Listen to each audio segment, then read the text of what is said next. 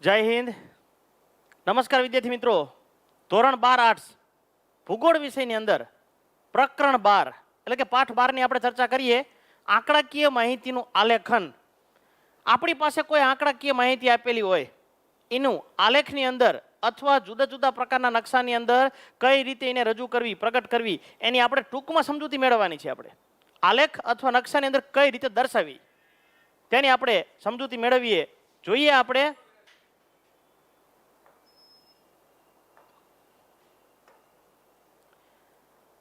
બોર્ડની પરીક્ષામાં પ્રકરણ 12 પાઠ 12 માંથી કુલ 7 માર્કનું પૂછાય છે. એ વિભાગમાં, બી વિભાગમાં, સી વિભાગમાં, ડી વિભાગમાં ચારે ચાર વિભાગમાંથી એક એક પ્રશ્ન પૂછાય છે. એ વિભાગમાં એક વિકલ્પવાળો પ્રશ્ન જેનો 1 ગુણ છે.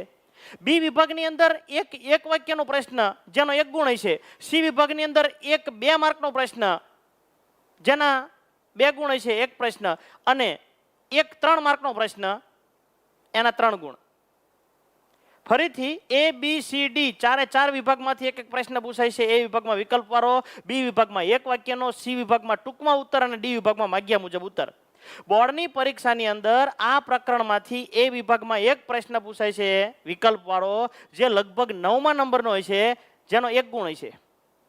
બી વિભાગની અંદર એક વાક્યનો એક પ્રશ્ન પૂછાય છે, 19મા નંબરનો પ્રશ્ન છે, એક વાક્યનો પ્રશ્ન છે જેનો 1 ગુણ છે. સી વિભાગની અંદર 2 માર્કનો એક પ્રશ્ન પૂછાય છે, 30મા નંબરનો, જેના 2 ગુણ છે. અને ડી વિભાગની અંદર માગ્યા મુજબ ઉત્તર, એક પ્રશ્ન, 3 ગુણનો છે.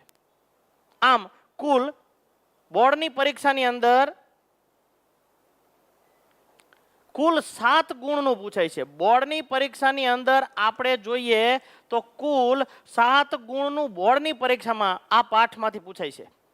ઓકે, ચાલો ફરીથી એક વખત નજર ફેરવી લેવી. ઈ વિભાગમાં પ્રશ્ન પૂછાતો નથી, 5 માર્કનો મોટો પ્રશ્ન પૂછાતો નથી. એ બી સી ડી ચારે ચાર વિભાગમાંથી એક એક પ્રશ્ન પૂછાય છે. જોઈએ આપણે, શરૂ કરીએ નાનકડા એવા પાઠ, રોકડિયા માર્કના પાઠની અંદર, ટૂંકા પાઠની અંદર સ્ટાર્ટ કરીએ. આલેખનું મહત્વ. ઘણી બધી માહિતીને એકદમ શોર્ટમાં રજૂ કરવા માટે, સંક્ષિપ્તમાં રજૂ કરવા માટે આલેખની જરૂર પડે. આલેખે જોઈ શકાય એવું અને સંખ્યાત્મક સ્વરૂપ છે. ઘણી બધી સંખ્યાને એક જ આલેખની અંદર દર્શાવી શકાય એવું એક નાનું રૂપ છે. ચલો, આલેખના ઘણા બધા ફાયદા છે. મુખ્ય 2 ફાયદા. વાચક માહિતીને સ્પષ્ટ રીતે અસરકારક જોઈ શકે એના માટે આલેખનો ઉપયોગ થાય છે. પ્રાપ્ત થયેલી માહિતીને વાચક એટલે કે જોવાવાળો, વાંચવાવાળો, સમજૂતી મેળવવાળો, અભણ વ્યક્તિ હોય, એ ન ભણેલું હોય, આલેખને સમજી ન શકે એવો પ્રકારનો વ્યક્તિ હોય, એ પણ વ્યક્તિ જે છે એ આલેખ ઉપર નજર કરે ને તો પણ એને ખબર પડી જાય. અને બીજું, સંક્ષિપ્ત રૂપ આપવા માટે, શોર્ટમાં રજૂ કરવા માટે. મારી પાસે ઘણી બધી માહિતી છે ને મારે શોર્ટમાં રજૂ કરવું હોય. છેલ્લા 10 વર્ષની અંદર ગુજરાતમાં વરસાદ કેટલા સેન્ટીમીટર થયો મારે જાણવું હોય. છેલ્લા 10 વર્ષની અંદર, 20 વર્ષની અંદર તો 20 સ્તંભો ઊભા કરવા પડે મૂળ, તો બીજું કંઈ ન હોય. દાખલા તરીકે છેલ્લા 20 વર્ષમાં 2001, 2, 3, 4, 5, 2001, 2002, 2003, 2004 થી 2020 સુધી, તો 2001ની અંદર 40 સેન્ટીમીટર વરસાદ થયો આખા વર્ષની અંદર. તો 40 સેન્ટીમીટર 40નો સ્તંભ, એટલે ખબર પડે કે આ 40નો સ્તંભ 2000 નીચે લખ્યું હોય 2001, તો 2001માં 40 સેન્ટીમીટર, 2002માં 45નો સ્તંભ હોય, સમજવાનું 45 સેન્ટીમીટર વરસાદ થયેલો છે. આલેખનું મહત્વ મુખ્ય 2 છે. પ્રાપ્ત થયેલી માહિતીને શોર્ટમાં રજૂ કરવા માટે, સંક્ષિપ્તમાં રજૂ કરવા માટે. અને બીજો આલેખનો ઉપયોગ છે કે સરળમાં સરળ વ્યક્તિ, સામાન્યમાં સામાન્ય વ્યક્તિ, ઓછું ભણેલો વ્યક્તિ પણ આલેખને જોઈને કોઈ પણ પ્રકારની વસ્તુ વિશે અંદાજ મેળવી શકે અથવા માહિતી પ્રાપ્ત કરી શકે. ચાલો, આલેખ એ માહિતીનું ચિત્રાત્મક અને દ્રશ્યાત્મક સ્વરૂપ છે. આલેખ એટલે શું એવો પ્રશ્ન પૂછાય, અથવા આલેખ એ શું છે એવી રીતે પ્રશ્ન પૂછાય. આલેખ એ શું છે અથવા આલેખ એટલે શું એવો પ્રશ્ન પૂછાય અથવા પૂછાઈ શકે. આલેખ એ માહિતીનું ચિત્રાત્મક કોઈ પણ પ્રકારના સિમ્બોલિક સ્વરૂપે, પછી રેખા સ્વરૂપે દર્શાવવામાં આવતો હોય, વર્તુળ સ્વરૂપે દર્શાવવામાં આવતો હોય કે સ્તંભ સ્વરૂપે દર્શાવવામાં આવતો હોય, ગમે એવો પ્રકારનો આલેખ હોઈ શકે. અને દ્રશ્યાત્મક, જેને જોઈ પણ શકાય અને એવા પ્રકારના ચિત્રો દ્વારા દર્શાવી પણ શકાય. એની 2 મુખ્ય લાક્ષણિકતા છે. વ્યાખ્યાની અંદર 2 રજૂ થયેલી છે, ચિત્રાત્મક અને દ્રશ્યાત્મક. ચાલો, પ્રશ્ન પહેલો. આલેખ એ ઘણું મહત્વનું ચિત્રાત્મક અને દ્રશ્યાત્મક સ્વરૂપ છે. 1 ગુણનો પ્રશ્ન પૂછાઈ શકે. 1 ગુણનો પ્રશ્ન પૂછાઈ શકે વિભાગ બી ની અંદર. વિભાગ બી માં 1 ગુણનો પ્રશ્ન. 1-2 વાક્યમાં ઉત્તર આપો. 1-2 વાક્યમાં ઉત્તર. 1-2 વાક્યમાં ઉત્તર આપો.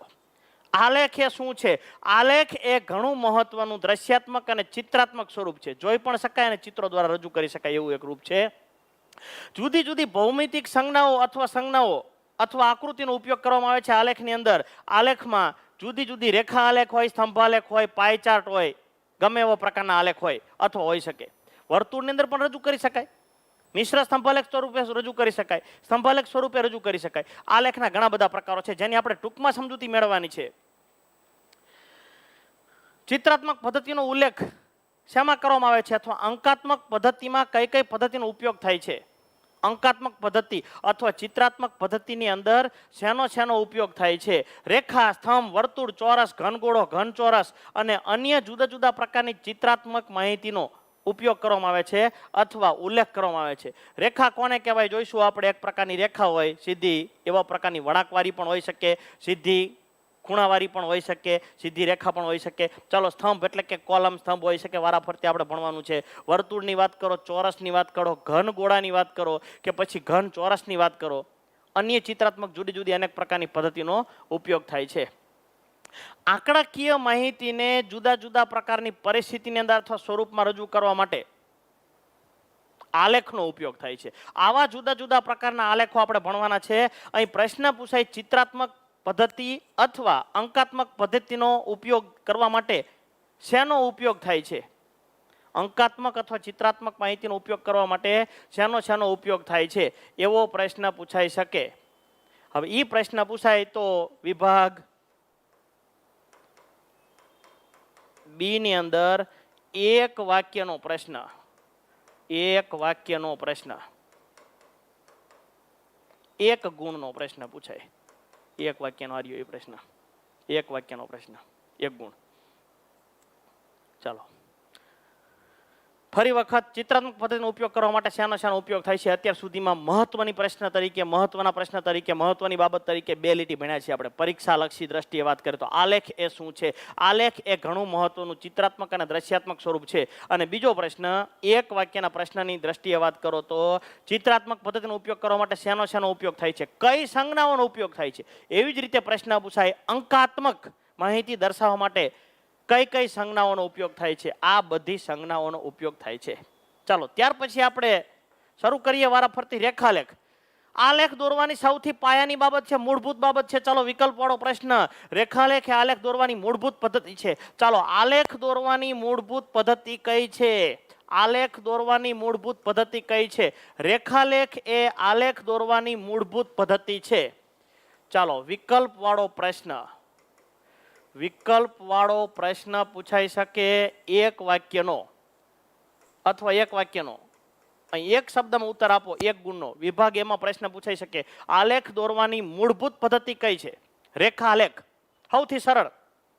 તેમાં એક જ વિગત દર્શાવવામાં આવે છે. કોઈ પણ વસ્તુ દર્શાવવામાં આવે, કોઈ પણ પરિવર્ત્ય કે ચલને દર્શાવવામાં આવે, સાદા શબ્દોમાં કેવી તો કોઈ એક જ વિગત દર્શાવવામાં આવે, એક જ વિગત અથવા એક જ વસ્તુ દર્શાવવામાં આવે છે. તાપમાન હોય, જનસંખ્યા હોય, જન્મદર હોય, મૃત્યુદર હોય વગેરે વિગતોની પ્રાથમિક માહિતી માટે આલેખ તૈયાર કરવામાં આવે છે. હવે ક્યારેક એવું હોય કે એક જ આલેખની અંદર એક કરતાં વધારે રેખાનો ઉપયોગ થયો હોય તેને બહુ આવૃત્તિ વક્ર તરીકે ઓળખવામાં આવે છે. બહુ આવૃત્તિ, બહુ એટલે એક કરતાં વધારે, બહુ એટલે કે એક કરતાં વધારે, એક કરતાં વધારે અથવા એક કરતાં વધુ. અહીં લખ્યું એક કરતાં વધારે આવૃત્તિ વક્ર એક સાથે દર્શાવવામાં આવ્યા હોય તેવા આલેખને બહુ આવૃત્તિ વક્ર કહે છે. બહુ આવૃત્તિ વક્ર કહે છે. 1 ગુણનો પ્રશ્ન છે, 1 ગુણનો પ્રશ્ન. 1-2 વાક્યમાં ઉત્તર આપો. 1-2 વાક્યમાં ઉત્તર આપો. 1-2 વાક્યમાં. ફરીથી આ પેજમાં પણ 2 પ્રશ્નો છે. આલેખ દોરવાની મૂળભૂત પદ્ધતિ કઈ છે? આલેખ દોરવાની મૂળભૂત રીત કઈ છે? રેખાલેખ. બહુ આવૃત્તિ વક્ર એટલે શું? બહુ આવૃત્તિ વક્ર એટલે શું? એક કરતાં વધારે રેખા એક જ સાથે દર્શાવવામાં આવ્યું હોય તેવા આલેખને બહુ આવૃત્તિ વક્ર કહે છે. પરફેક્ટ કેવી તો એક જ આલેખની અંદર એક કરતાં વધારે આવૃત્તિ દર્શાવવામાં આવી હોય તેને બહુ આવૃત્તિ વક્ર કહે છે. એક જ આલેખની અંદર એક કરતાં વધારે રેખાઓ દર્શાવવામાં આવી હોય તેને બહુ આવૃત્તિ વક્ર કહે છે. ચાલો આપણે અહીં ટ્રાય કરવાની છે, આપણે અહીં દોરવાની છે. દોરતા પહેલા એક વખત બોર્ડની અંદર રહેલી બે લીટી જે છે એ મહત્વની છે. જે આપણે રાઉન્ડ કર્યું છે એ બાબત મહત્વની છે. પહેલી અને ચોથી બે લીટી ફરીથી એક વાર જોઈ લઈએ વિદ્યાર્થી મિત્રો. પ્રશ્ન આઈએમપી પ્રશ્ન તરીકે, નાના પ્રશ્ન તરીકે, આલેખ દોરવાની સૌથી મૂળભૂત પદ્ધતિ કઈ છે? રેખાલેખ. બહુ આવૃત્તિ વક્ર એટલે શું? એક કરતાં વધારે આવૃત્તિ એક સાથે દર્શાવવામાં આવી હોય તેવા આલેખને બહુ આવૃત્તિ વક્ર કહે છે. ખાસ મહત્વનું, એક કરતાં વધારે આવૃત્તિ વક્ર એક જ સાથે દર્શાવવામાં આવ્યું હોય, એક જ આલેખની અંદર દર્શાવવામાં આવ્યું હોય તે આલેખને બહુ આવૃત્તિ વક્ર કહે છે. ચાલો જોઈએ આપણે. દાખલા તરીકે 1 થી 10 તારીખ દરમિયાન લઘુત્તમ તાપમાન અને મહત્તમ તાપમાન કેટલું હતું એ આપણે જોવી. દાખલા તરીકે અહીં તારીખ લખી છે આપણે. અહીં તારીખ કેટલી? 1, 2, 3, 4, 5, 6, 7, 8, 9 અને 10 તારીખ લખી છે. ચાલો આ તારીખ છે, બરોબર?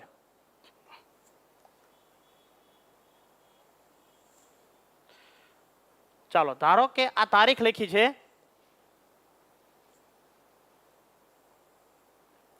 અહીંયા તાપમાન લખ્યું છે લઘુત્તમ તાપમાન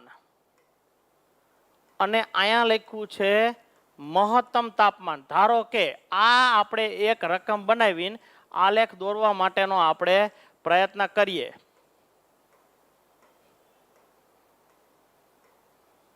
ચાલો અહીં લઘુત્તમ તાપમાન પહેલી તારીખે લઘુત્તમ તાપમાન કેટલું હતું અને મહત્તમ તાપમાન કેટલું હતું? પહેલી તારીખે જે છે એ 22 અને 37 હતું, અહીં 25 અને 40 હતું, અહીં 21 અને 36 હતું, અહીંયા જે છે એ 24 અને 33 હતું, અહીંયા જે છે 20 અને 28 હતું, અહીંયા જે છે એ 30 અને 34 હતું, અહીંયા 22 જે છે એ અને 29 હતું, અહીંયા જે છે એ 20 અને 28 હતું, અહીંયા જે છે એ 21 અને 32 હતું, અને અહીંયા જે છે એ 22 અને 34 હતું. ધારો કે 1 થી 10 તારીખ દરમિયાન દિવસમાં 1 થી 10 તારીખ દરમિયાન દિવસમાં લઘુત્તમ તાપમાન અને ગુરુત્તમ તાપમાન બેયને એક જ આલેખની અંદર રેખા દ્વારા દર્શાવવાનું છે. એને બહુ આવૃત્તિ વક્ર તરીકે ઓળખવામાં આવે છે વિદ્યાર્થી મિત્રો. તો આ આલેખને આપણે દોરવો હોય રેખાલેખ, તો આલેખમાં એક ઊભી ધરી હોય છે, આલેખમાં એક આડી ધરી હોય છે, આલેખમાં એક ઊભી ધરી હોય છે, આલેખમાં એક આડી ધરી હોય છે. આડી ધરીને એક્સ ધરી તરીકે ઓળખવામાં આવે છે, ઊભી ધરીને વાય ધરી તરીકે ઓળખવામાં આવે છે. ચાલો ધરી દોરતા બધાને આવડે, આડી લીટી અને ઊભી લીટી દોરતા બધાને આવડે. આલેખમાં એક આડી ધરી હોય છે અને આલેખમાં એક ઊભી ધરી હોય છે. ચાલો આ રકમ તો આપેલી છે, રકમ મેં બનાવી છે, પણ ધારો કે આપેલી છે તો અહીં પહેલા આપેલી છે તારીખ, એને સ્વતંત્ર ચલ તરીકે ઓળખવામાં આવે છે. પહેલા આપેલી માહિતી અથવા ડાબી બાજુ આપેલી માહિતી અથવા પહેલા આપેલી માહિતી હંમેશા એક્સ ધરી ઉપર આવે. અહીંયા હળંગ 1 થી 10 તારીખ દર્શાવી દેવાની. પહેલા 1 થી 10 તારીખ એક્સ ધરી પર દર્શાવવાની, પછી આ તાપમાનને અહીં વાય ધરી ઉપર દર્શાવવાનું.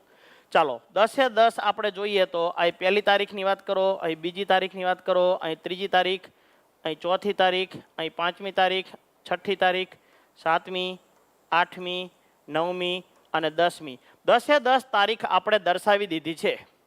ચાલો અહીં વધારેમાં વધારે તાપમાન કેટલું છે અંદાજે આપણે જોઈએ તો 40 છે, તો અહીં 40 આવે એવી રીતે આપણે સ્કેલ માપ રાખવાનું છે. 5 કે 10 કે જેટલું રાખવું એટલું. તો આપણે રાખવી 5, અહીંયા રાખવી 10, 15, 20, 25, 30, 35 અને 40 આવી રીતે રાખી શકાય. આ શું છે? આ શું છે? દિવસ છે, તારીખ છે, તો અહીંયા લખવાનું તારીખ. તારીખ. આ શું છે? તાપમાન છે, લઘુત્તમ તાપમાન, મહત્તમ તાપમાન. આ શું છે? તાપમાન છે. તો અહીંયા લખવાનું તાપમાન, અહીંયા લખવાનું તાપમાન. પહેલી તારીખે ચાલો મહત્તમ તાપમાનની આપણે વાત કરવા જઈએ. મહત્તમ તાપમાન કયા કલરથી લેવું છે? આપણે મહત્તમ તાપમાન જે છે એ આપણે આ કલરથી લેવું છે, તમે લઈ શકો. ચાલો આ કલરથી લેવું છે, લઈ શકો. ચાલો મહત્તમ તાપમાનની વાત કરો. પહેલા લઘુત્તમ લેવું છે, ચાલો લઘુત્તમ લઈ લઈએ. પહેલા લઘુત્તમ તાપમાન કેટલું છે? 22. તો અહીંયા પહેલી તારીખે જ્યાં 22 આવે ને ટપકું કરવાનું. પહેલી તારીખે આમ આપણે જોવા જઈએ તો 22 તારીખે આ ટપકું આવે. ચાલો આપણે ટપકું કરી નાખ્યું 22 તારીખે, પહેલી તારીખમાં. ચાલો બીજી તારીખે 25 આવે ને અહીંયા ટપકું કરવાનું. તો બીજી તારીખે 25 જ્યાં આવે અહીંયા આપણે ટપકું કરવાનું. ચાલો કરી નાખ્યું. હા બરોબર છે. ચાલો ત્રીજી તારીખે શું છે? 21 છે. તો જ્યાં 21 આવે અહીંયા લીટો કરવાનો છે, ટપકું કરવાનું છે. 21 આવે ત્રીજી તારીખે, 21 આવે અહીંયા ટપકું કરવાનું છે. ચાલો કરી નાખ્યું. હા બરોબર છે. ચોથી તારીખે શું છે? 24. તો જ્યાં 24 આવે અહીંયા ટપકું કરવાનું છે. 24 આવે અહીંયા, 24 અહીંયા આવે. ચાલો ટપકું કરી નાખ્યું છે. બરોબર. ચાલો પાંચમી તારીખે 20 આવે અહીંયા ટપકું કરવાનું છે. જ્યાં 20 આવે અહીંયા ચાલો કરી નાખ્યું. ચાલો છઠ્ઠી તારીખે 30, છઠ્ઠી તારીખે 30 આવે અહીંયા ટપકું કરવાનું છે. સાતમી તારીખે 22 આવે અહીંયા ટપકું કરવાનું છે. સાતમી તારીખે 22 આવે અહીંયા ટપકું કરવાનું છે. ચાલો 22 અહીંયા આવે છે. આઠમી તારીખે 20 આવે અહીંયા ટપકું કરવાનું છે. જ્યાં 20 હોય અહીંયા આઠમી તારીખે. ચાલો 20. નવમી તારીખે 21, 21 આવે અહીંયા ટપકું કરવાનું છે. અને 10મી તારીખે 22 આવે અહીંયા ટપકું કરવાનું છે. ઓકે. 10 તારીખના લઘુત્તમ તાપમાનને આપણે દર્શાવી દીધું છે. 10 તારીખના લઘુત્તમ તાપમાનને આપણે દર્શાવી દીધું છે. ચાલો આ બધા મીંડાઓને, આ બધા ટપકાઓને એક વળાંકવાળી રેખાઓ દ્વારા, ફ્રી હેન્ડ, સીધી લીટી નહીં, દ્વારા આ બધી રેખાઓને આપણે જોડી દેવાની છે.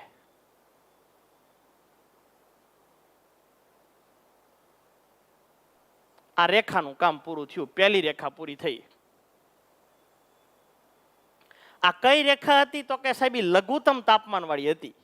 લઘુત્તમ તાપમાન વાળી આ લીટો હતો ને સાહેબ, આ જે લીટો એ લઘુત્તમ તાપમાન વાળો હતો. આવો કલર હતો ને એ લઘુત્તમ તાપમાન વાળો હતો. હવે બીજો કલર આપણે વાપરવાનો છે વિદ્યાર્થી મિત્રો. હવે ગુરુત્તમ તાપમાન માટે એટલે કે મહત્તમ તાપમાન માટે એ કલર નથી વાપરવો, બીજો કલર વાપરવો છે આપણે. તો એની અંદર મહત્તમ તાપમાનમાં પહેલી તારીખે શું આવે? 37. તો પહેલી તારીખે જ્યાં 37 આવતા હોય અહીંયા ટપકું કરવાનું. બીજી તારીખે 40 આવતા હોય અહીંયા ટપકું કરવાનું. 40 આવતા હોય અહીંયા. ત્રીજી તારીખે જે છે 36 આવતા હોય અહીંયા ટપકું કરવાનું. ત્રીજી તારીખે જ્યાં 36 આવતા હોય અહીંયા ટપકું કરવાનું. ઓકે. ચોથી તારીખે 33 આવતા હોય અહીંયા ટપકું કરવાનું. જ્યાં 33 આવતા હોય અહીંયા ટપકું કરવાનું. 33 આવે છે બરોબર. ચાલો પાંચમી તારીખે 28 આવતા હોય અહીંયા, 28 આવતા હોય અહીંયા ટપકું કરવાનું. પાંચમી તારીખે 28 આવતા હોય અહીંયા. ચાલો છઠ્ઠી તારીખે 34, છઠ્ઠી તારીખે જે છે એ 34 આવતા હોય ટપકું કરવાનું છે. છઠ્ઠી તારીખે આ બરોબર 34 આવતા હોય ટપકું કરવાનું. ચાલો સાતમી તારીખે 29, સાતમી તારીખે 29 આવતા હોય ટપકું કરવાનું છે. 29 બરોબર. ચાલો આઠમી તારીખે 28, આઠમી તારીખે 28 આવતા હોય ટપકું કરવાનું છે. નવમી તારીખે 32 આવતા હોય ટપકું કરવાનું છે. 32. અને 10મી તારીખે 34 આવતા હોય ટપકું કરવાનું છે. અહીં અંદાજિત કરેલા છે. પરફેક્ટ આપણી પાસે, તમારી પાસે જે છે એ આલેખ હોય ને એની અંદર ખાના બનાવેલો એટલે લીટી ટુ લીટી હોય, કમ્પ્લેટ વ્યવસ્થિત. અહીં નથી છતાં પણ બનાવવા માટેનો પ્રયત્ન કર્યો છે. અહીં બધા ટપકાઓને આપણે જોડી દેવાના છે. આ લાલ કલર છે ને એ મહત્તમ તાપમાન છે. લાલ કલરની લીટી જે છે એ મહત્તમ તાપમાનની લીટી છે. લાલ કલરની લીટી છે એ વિદ્યાર્થી મિત્રો મહત્તમ તાપમાનની લીટી છે. અહીં આ માહિતીને આલેખ દ્વારા આપણે રજૂ કરી દીધી છે. આ બાજુ તારીખ છે. પહેલી તારીખે આપણને ખબર પડી જાય કે પહેલી તારીખે લઘુત્તમ તાપમાન કેટલું, તો અહીં ખબર પડી જાય. આ વાદળી કલરનો લીટો છે, જાંબલી કલરનો જે લીટો છે લઘુત્તમ તાપમાન માટે છે, અને લાલ કલરનો લીટો છે એ મહત્તમ તાપમાન માટે છે. તો આપણને ખબર પડી જાય કે પહેલી તારીખે લઘુત્તમ તાપમાન 22 ડિગ્રી છે અને મહત્તમ તાપમાન જે છે એ 37 ની આજુબાજુ હોય છે. એમાં આપણને ખબર પડી જાય, જોઈને પરફેક્ટ ખબર પડી જાય આલેખ દ્વારા. આ રેખાલેખ છે. હવે સ્કેલ માપ જે છે એ દર્શાવવામાં આવે છે. અહીં દાખલા તરીકે સ્કેલ માપ દર્શાવવામાં આવે છે. સ્કેલ માપ કઈ રીતે? તો કે સાહેબ એક્સ ધરી બરાબર શું? એક્સ ધરી બરાબર તારીખ, એક્સ ધરી બરાબર તારીખ, અને વાય ધરી બરાબર આપણે શું દર્શાવ્યું છે? 1 સેન્ટીમીટર બરાબર કેટલા ડિગ્રી તાપમાન છે? 5 ડિગ્રી તાપમાન છે. 1 સેન્ટીમીટર બરાબર 5 અંશ સેલ્સિયસ તાપમાન. ટાઇટલ આપી દેવાનું, લઘુત્તમ અને મહત્તમ તાપમાન દર્શાવતો રેખાલેખ. આવી રીતે તમે દર્શાવી શકો વિદ્યાર્થી મિત્રો, આવી રીતે તમે દર્શાવી શકો. ફરીથી એકવાર શોર્ટમાં લેવી. 1 થી 10 તારીખની અંદર લઘુત્તમ તાપમાન અને મહત્તમ તાપમાન એટલે કે ગુરુત્તમ તાપમાન આપેલું હોય તો આ તાપમાનને આપણે રેખાલેખ દ્વારા દોરી શકવી. એક જ આલેખમાં 2 માહિતી હોવાથી, 2 આવૃત્તિ હોવાથી, 2 તાપમાન હોવાથી એને બહુ આવૃત્તિ વક્ર તરીકે ઓળખવામાં આવે છે. એક આડી ધરી બનાવવાની, એક ઊભી ધરી બનાવવાની. આ બંને ધરી આપણે જે બનાવી છે એ બંને ધરીની અંદર એક્સ ધરી ઉપર જે છે એ સ્વતંત્ર પરિવર્તે પહેલી માહિતી 1 થી 10 તારીખ આપી દીધી, અને ત્યાર પછી જે છે એ લઘુત્તમ અને મહત્તમ તાપમાન જે છે એને આપણે જુદા જુદા કલર દ્વારા આપણે દર્શાવી. આ રીતે રેખાલેખ દોરી શકાય છે. એક રેખાલેખ પણ દોરી શકાય અને એક કરતાં વધારે રેખા જે છે તેને પણ આપણે દર્શાવી શકીએ. ઓકે, ચાલો આ રેખાલેખ છે. ચાલો આગળ જઈએ વિદ્યાર્થી મિત્રો. આ રેખાલેખ છે લઘુત્તમ તાપમાન અને મહત્તમ તાપમાન દર્શાવતો. તમારા બુકની અંદર, ટેક્સ્ટ બુકની અંદર આપેલો છે. આના સિવાયનું બીજું ઉદાહરણ જે છે હમણાં આપણે લીધું એ રકમ સહિત ઉદાહરણ. અહીં રકમ આપેલી નથી પણ તમને ખાલી સમજાવવા માટે દર્શાવેલું છે કે આ એક રેખાલેખ છે. એમાં લઘુત્તમ તાપમાન છે અને મહત્તમ તાપમાન પણ છે. તો અહીં તમે જોઈ શકો છો કે આ 5મી તારીખે લઘુત્તમ તાપમાન કહેતું તો કે 32 ડિગ્રી તાપમાન હતું. અહીં દર્શાવી શકાય 30 અને 35 વચ્ચે થોડુંક 32 છે, અને આ જે છે એ મહત્તમ જે છે 46 ડિગ્રી તાપમાન હતું. આમ તમે જોઈ શકો. 6ઠી તારીખે જે છે એ લઘુત્તમ તાપમાન જે છે, ન્યૂનતમ એટલે લઘુત્તમ તાપમાન જે છે 30 ડિગ્રી, અને આ જે છે એ 39 ડિગ્રી તાપમાન તમે જોઈ શકો. આવી રીતે આલેખની અંદર જે ખાના આપેલા છે એના આધારે તમે સ્પષ્ટ કહી શકો રેખાલેખ. ઉદાહરણ સમજવા માટે આપેલું છે. આપણે તો સમજૂતી સહિત એક ઉદાહરણ આપણે જોયું. ચાલો, આ પહેલો આલેખ હતો. ફરીથી આલેખમાં 2 લીટી સમજૂતી હતી, 2 પ્રશ્નો હતા. એક, આલેખ દોરવાની સૌથી મૂળભૂત પદ્ધતિ કઈ છે? રેખાલેખ. એક કરતા વધારે રેખાઓનો એક જ આલેખમાં ઉપયોગ થયો હોય એને બહુ આવૃત્તિ વક્ર તરીકે ઓળખવામાં આવે છે.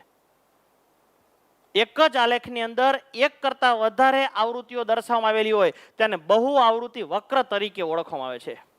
ઓકે, ચાલો આ પહેલો આલેખ હતો રેખાલેખ. ચાલો બીજો લેવી આપણે સ્તંભાલેખ. આંકડાકીય માહિતી દર્શાવવા માટે સ્તંભાલેખ કદાચ સૌથી વધુ વપરાતી પદ્ધતિ છે.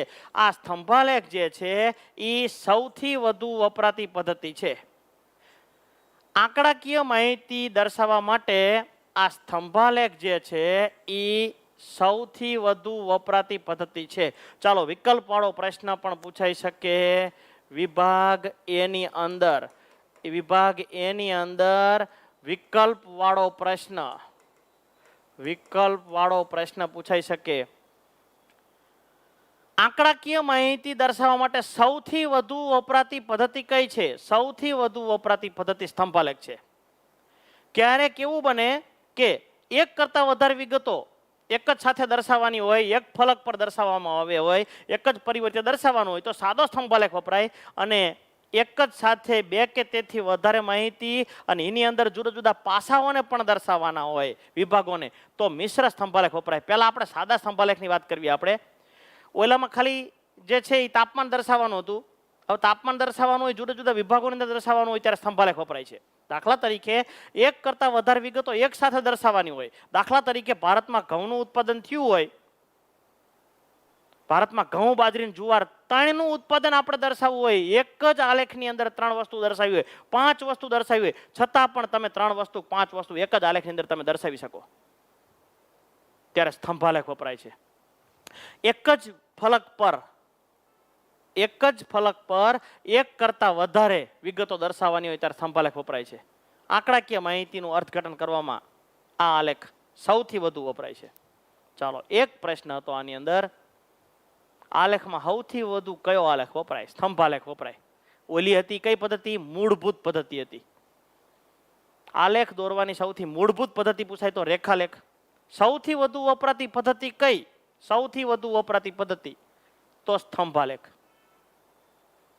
દાખલા તરીકે આપણે સ્તંભાલેખ દોરવો હોય, સાદો સ્તંભાલેખ, તો આપણે જોઈએ અહીંયા ઉદાહરણ, ભારત, ચીન અને અમેરિકામાં, ભારત, ચીન અને અમેરિકામાં ઘઉંનું ઉત્પાદન, દાખલા તરીકે ઘઉંનું ઉત્પાદન લાખ ટનમાં નીચે મુજબ છે, તેના પરથી સ્તંભાલેખ બનાવો. ચાલો, અહીં ભારત, અહીં ચીન અને અમેરિકા. ભારત, ચીન અને અમેરિકા. બરોબર. હવે ભારતની અંદર દાખલા તરીકે 60 લાખ ટન. ચાલો, ચીનની અંદર જે છે એ 40 લાખ ટન અને અમેરિકાની અંદર દાખલા તરીકે 70 લાખ ટન. ચાલો, રકમ આપેલી છે. ભારત, ચીન અને અમેરિકાની અંદર ઘઉંનું ઉત્પાદન નીચે મુજબ છે અને તેના પરથી સ્તંભાલેખ બનાવવાનો છે. ચાલો, સ્તંભાલેખ બનાવી. હંમેશા બધું સરખું જ હોય. આલેખમાં એક ઊભી ધરી હોય છે, આલેખમાં એક આડી ધરી હોય છે. આડી ધરીને એક્સ ધરી તરીકે ઓળખવામાં આવે છે, ઊભી ધરીને વાય ધરી તરીકે ઓળખવામાં આવે છે. બંને છેદે તેને ઓ કહે છે, ઓ ને ઉગમ બિંદુ કહે છે. એક્સ ધરી ઉપર ડાબી સાઈડમાં રહેલી વસ્તુ એક્સ ધરી ઉપર હોય. બીજા શબ્દોમાં કહેવી તો પહેલા આપેલી માહિતી એક્સ ધરી ઉપર હોય. ત્રીજા શબ્દોમાં કહેવી તો સ્વતંત્ર ચલ, સ્વતંત્ર પરિવર્ત્ય એક્સ ધરી પર અને આધારિત પરિવર્ત્ય વાય ધરી પર હોય. ચલો, અહીં ભારત છે તો અહીંયા તમે ભારત લખી શકો. અહીંયા ભારત છે, તમે ભારત લખી શકો. ત્યાર પછી ચીન, તો અહીંયા લખવાનું ચીન અને અહીંયા લખવાનું અમેરિકા.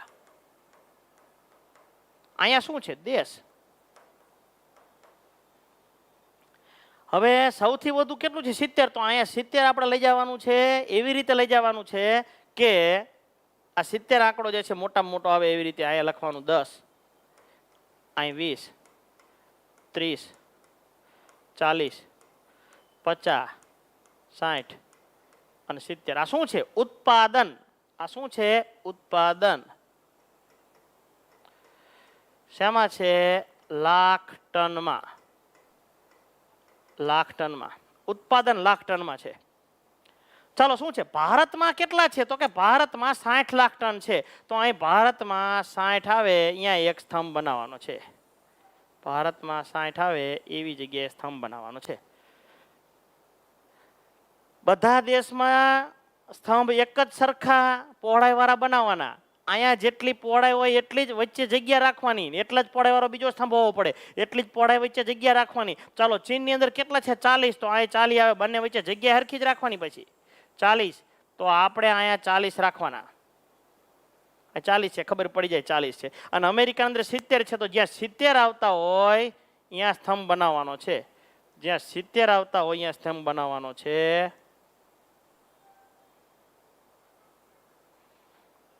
70 આવતા અહીંયા સ્તંભ બનાવવાનો છે. જોઈ લો એકવાર. ચાલો, ભારતમાં 60, બરોબર, ચીનમાં 40 અને અમેરિકામાં 60, અમેરિકામાં 70. ઓકે. ચાલો, બધાની અંદર નિશાની પાછી જુદી જુદી કરવાની. આની અંદર મારે જે છે એ નિશાની કરવી હોય, આની અંદર મારે નિશાની કરવી હોય આવી નિશાની મારે કરવી છે આમાં. આવી નિશાની ભારતની નિશાની આવી છે. ચાલો ચીનની નિશાની કરવી છે.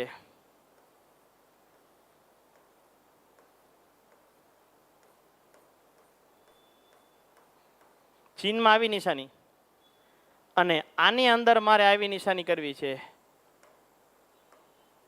નાના નાના સ્ટાર, નાના નાના તારોડિયા મારી એની અંદર દર્શાવવા છે. દર્શાવી શકું. જેને જેવા પ્રકારની નિશાની કરવી હોય એવી કરી શકે. કોઈ આની અંદર ઘૂંટી નાખે તો પણ ચાલે. ચાલો સ્કેલ માપ દર્શાવવાના છે.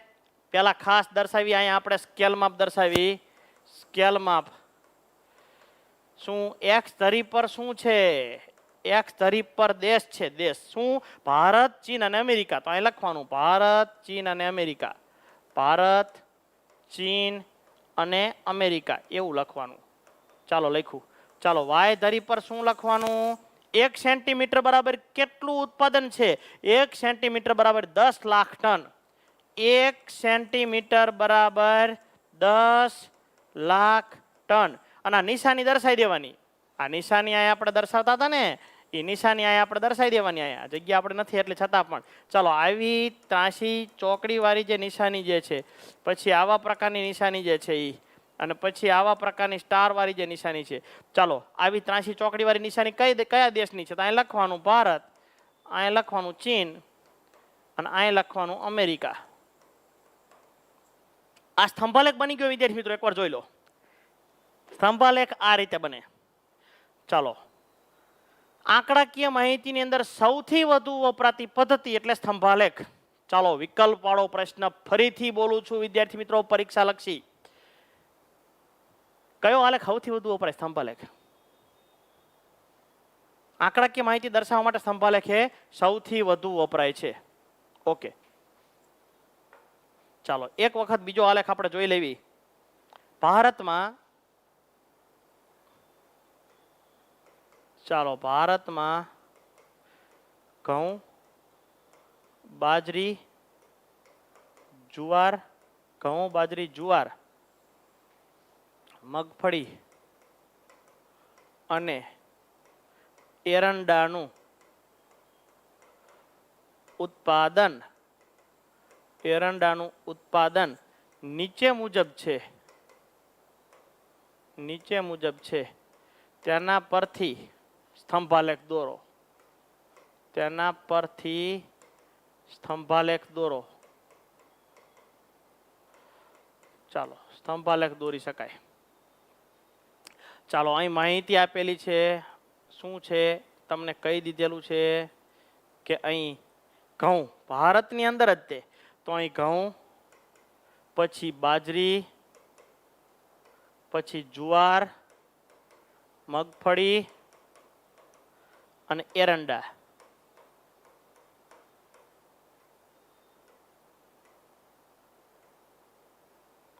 ચાલો અહીં ઘઉંનું ઉત્પાદન જે છે એ 60 લાખ ટન ઉત્પાદન. શેમાં હતું? લાખ ટનમાં.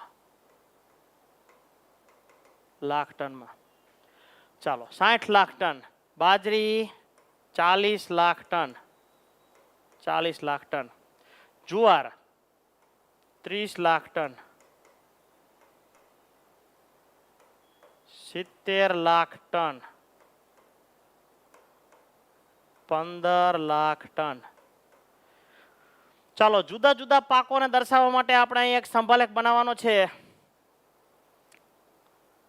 આલેખમાં એક આડી ધરી હોય છે અને આલેખમાં એક ઊભી ધરી હોય છે. ચાલો આલેખની અંદર એક ઊભી ધરી હોય છે, આલેખમાં એક આડી ધરી હોય છે. ચાલો આડી ધરીને એક્સ ધરી તરીકે ઓળખવામાં આવે છે, ઊભી ધરીને વાય ધરી તરીકે ઓળખવામાં આવે છે. બંને છેદે તેને ઓ કહે છે. ઓ ને ઉગમ બિંદુ કહે છે. સૌથી મોટો આંકડો હોય એ આવે ત્યાં સુધી અંદાજે સ્કેલમાં કેટલું લઈ શકાય? 5 લઈ શકાય, 10 લઈ શકાય.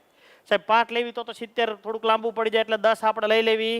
ચાલો 10, અહીંયા 20, અહીંયા 30, 40, 50, 60 અને 70 લેવી. આ શું છે?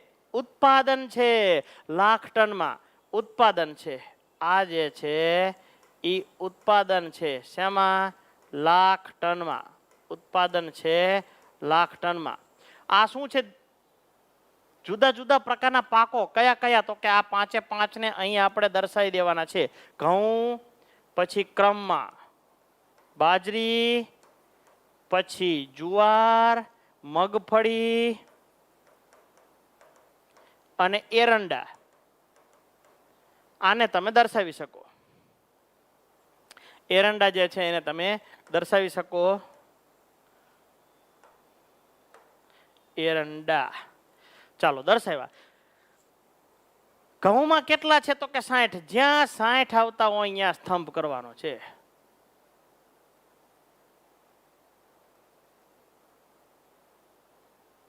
ચાલો બાજરીની અંદર 40 આવતા હોય અહીંયા, બાજરીમાં 40. બધા સ્તંભ સરખા અને બે સ્તંભ વચ્ચે જગ્યા પણ સરખી. ચાલો બાજરીનો સ્તંભ પણ એવડો. આપણી પાસે ફૂટપટ્ટી નથી છતાં પણ દોરવા માટેનો પ્રયત્ન છે. ચાલો જુવારની અંદર 30, જુવારની અંદર 30. જ્યાં 30 આવતા હોય ત્યાં સ્તંભ બનાવવાનો છે. જુવારમાં 30. ચાલો મગફળીની અંદર 70, મગફળીની અંદર 70. જે 70 આવે ત્યાં સુધી લઈ જવાનું છે આપણે. મગફળીમાં 70. અને એરંડાની અંદર કેટલા? તો કે 15 જ તે ખાલી. તો 10 અને 20 ની વચમાં 15 આવે. એરંડામાં 15.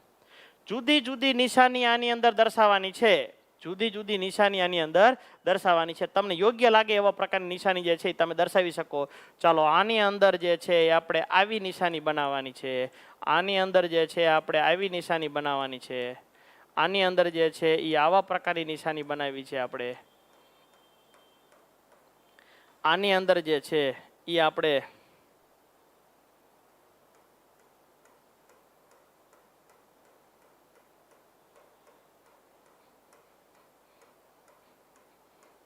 સરળતાથી બની જાય. અને આ ખાલી રાખવું છે અથવા સ્ટારની નિશાની દર્શાવી છે. જે નિશાની તમારે દર્શાવી, ટપકાની નિશાની દર્શાવી હોય તમે નિશાની જે છે એ તમે દર્શાવી શકો.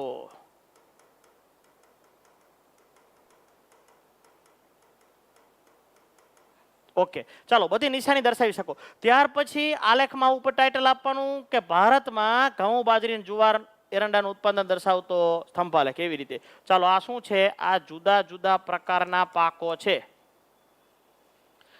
હવે સ્કેલ માપ. સ્કેલ માપ તમે જે એક્સ ધરી ઉપર લીધું હોય એક્સ ધરી ઉપર શું લીધું? જુદા જુદા પ્રકારના પાકો કયા કયા લખવાનું? ઘઉં, બાજરી, જુવાર, મગફળી, એરંડા. આ જુદા જુદા પ્રકારના પાકો તમે લીધા. ચાલો વાય ધરી પર તમે શું લીધું? વાય ધરી પર 1 સેન્ટીમીટર બરાબર. વાય ધરી ઉપર 1 સેન્ટીમીટર બરાબર 10 લાખ ટન. 1 સેન્ટીમીટર બરાબર 10 લાખ ટન. ઓકે ચાલો હવે નિશાની ખાસ. શેના માટે કયું? એ નિશાની તો ખરીદતે ને પછી. શેના માટે કયું? એ 5 હતું તો 5એ 5 માટે નિશાની. આ કેવી? તો કે આ સાહેબ 83 લીટી છે. આ કેવી છે? તો કે આડી લીટી છે. આ કેવી છે? ચોખંડા જેવું નિશાની છે. આ જે છે એ આવા પ્રકારના ત્રાંસા ચોખંડા છે. આની અંદર ટપકા છે. શું આવે આમાં? આમાં આવે ઘઉં, આમાં આવે બાજરી, આમાં આવે જુવાર, આમાં આવે મગફળી અને આમાં આવે એરંડા. આ રીતે જે છે આલેખ બને અથવા આલેખ બનાવી શકાય. ઓકે આ રીતે આલેખ બને અથવા આલેખ બનાવવામાં આવે છે. એક્સ ધરી ને વાય ધરી ઉપર આ બધા પાકોને એક્સ ધરી ઉપર મૂકી દેવાના, નામ મૂકી દેવાના અને પછી 60 આવે અહીંયા સ્તંભ બનાવવાનો. સ્તંભાલેખની અંદર સ્તંભ બનાવવાનો. એક વખત વિદ્યાર્થી મિત્રો સ્ક્રીનની અંદર નજર ફેરવી લો, તમને ખબર પડી જાય. આ રકમ આપેલી છે એનો આલેખ અહીં બનાવવામાં આવેલો છે સ્તંભાલેખ. 5એ 5 પાકોને ક્રમમાં મૂકી દેવાના વાય ધરી પર અને એક્સ ધરી પર મૂકી દેવાના અને વાય ધરી ઉપર જેટલું ઉત્પાદન હોય 60 હોય તો જ્યાં 60 આવતું હોય ત્યાં સ્તંભ બનાવવાનો. 60 જેટલો ઊંચો સ્તંભ બનાવવાનો. અહીં 40 નો ઊંચો સ્તંભ બનાવવાનો, 30 જેટલો ઊંચો, 70 જેટલો અને 15 જેટલો ઊંચો સ્તંભ બનાવી જે છે એ સ્ક્રીનની અંદર દર્શાવવામાં આવે છે. ઓકે ચાલો જોઈએ આપણે અહીં સ્તંભાલેખ જે છે એ આપણે બનાવ્યો છે, અહીં બુકની અંદર આપેલો એક સ્તંભાલેખ છે, તમે જોઈ શકો છો સ્તંભાલેખ. વસ્તી કેટલી છે એને ધ્યાનમાં રાખીને આ આપણે કંઈ જોવાનું નથી, આ તો ખાલી એક પ્રકારનું જોવા માટે છે. આપણે તો ઉદાહરણ સહિત સરસ મજાનો સ્તંભાલેખ પણ જોઈ લીધો અને એના વિશે પણ આપણે માહિતી મેળવી લીધી આપણે. હવે આપણે મિશ્ર સ્તંભાલેખ બનાવવો છે. દાખલા તરીકે મારે મિશ્ર સ્તંભાલેખ બનાવવો છે. મિશ્ર સ્તંભાલેખ.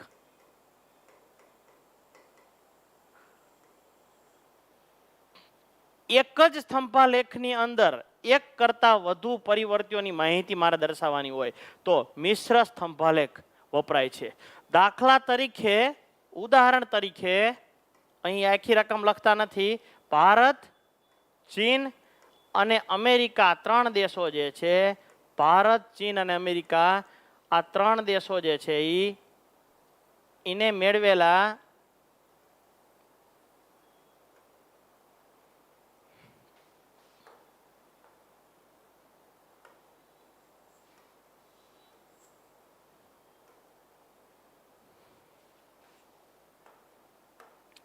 ચાલો ભારત, ચીન અને અમેરિકાએ અહીં સુવર્ણ ચંદ્રક કેટલા મેળવાય મારે જોવું છે. સુવર્ણ ચંદ્રક કેટલા મેળવ્યા, રજત ચંદ્રક કેટલા મેળવ્યા અને કાંસ્ય ચંદ્રક કેટલા મેળવ્યા એ મારે જોવું છે. મારે એના વિશેની માહિતી જે છે એ મેળવવી છે. અહીં દેશો, ચાલો ભારતે સુવર્ણ ચંદ્રક 5, રજત ચંદ્રક 15 અને કાંસ્ય ચંદ્રક 20. ચાલો ચીન વાળાએ 20, 30 અને 45. અમેરિકા વાળાએ 10, 40 અને 25. આવી રીતે જુદા જુદા પ્રકારના દેશોએ, 3 દેશોએ જુદા જુદા ચંદ્રકો મેળવ્યા છે. એ મારે 3 દેશો અને સુવર્ણ ચંદ્રક, રજત ચંદ્રક અને કાંસ્ય ચંદ્રક ત્રણેયને મારે એક જ ની અંદર દર્શાવવા છે. તો કઈ રીતે દર્શાવી શકાય? તો કે આલેખની અંદર એક ઊભી ધરી હોય છે, આલેખમાં એક આડી ધરી હોય છે. આડી ધરીને એક્સ ધરી તરીકે ઓળખવામાં આવે છે, ઊભી ધરીને વાય ધરી તરીકે ઓળખવામાં આવે છે. બંને છેદે તેને ઓ કહે છે. ઓ ને ઉગમ બિંદુ કહે છે. ઓ ને ઉગમ બિંદુ કહે છે. ચાલો અહીં ડાબી સાઈડમાં રહેલી માહિતી પહેલા આવે અથવા સ્વતંત્ર પરિવર્તે પહેલા આવે અથવા જેમાં ફેરફાર ન થઈ શકે એ વસ્તુ પહેલા આવે. સાદા શબ્દોમાં કઈ સ્વતંત્ર પરિવર્તે પહેલા આવે. ચાલો અહીં ભારત, ચીન ને અમેરિકા, અહીંયા લખવાનું ભારત, અહીંયા લખવાનું ભારત, અહીંયા લખવાનું ચીન અને અહીંયા લખવાનું અમેરિકા. ભારત, ચીન, અમેરિકા. ચાલો ભારતની અંદર આપણે જોવું છે, પણ સૌથી મોટો આંકડો કયો છે એના ઉપર એક આપણે નજર ફેરવી. 45 છે વિદ્યાર્થી મિત્રો, 45 છે. તો આ 45 જાય એ બાબતને ધ્યાનમાં રાખીને આપણે પ્રયત્ન કરવી. 10 રાખવું હોય તો 10 રાખી શકો, 5 રાખવું હોય તો 5 પણ રાખી શકો. ચાલો આપણે 5 રાખવી. 5, 10, 15, 20, 25, 30, 35, 40 અને 45. આ શું છે? આ ચંદ્રકો છે. આ જે છે એ ચંદ્રકો છે. આ શું છે? દેશો છે. દેશો, દેશો. ચાલો ભારત વાળાએ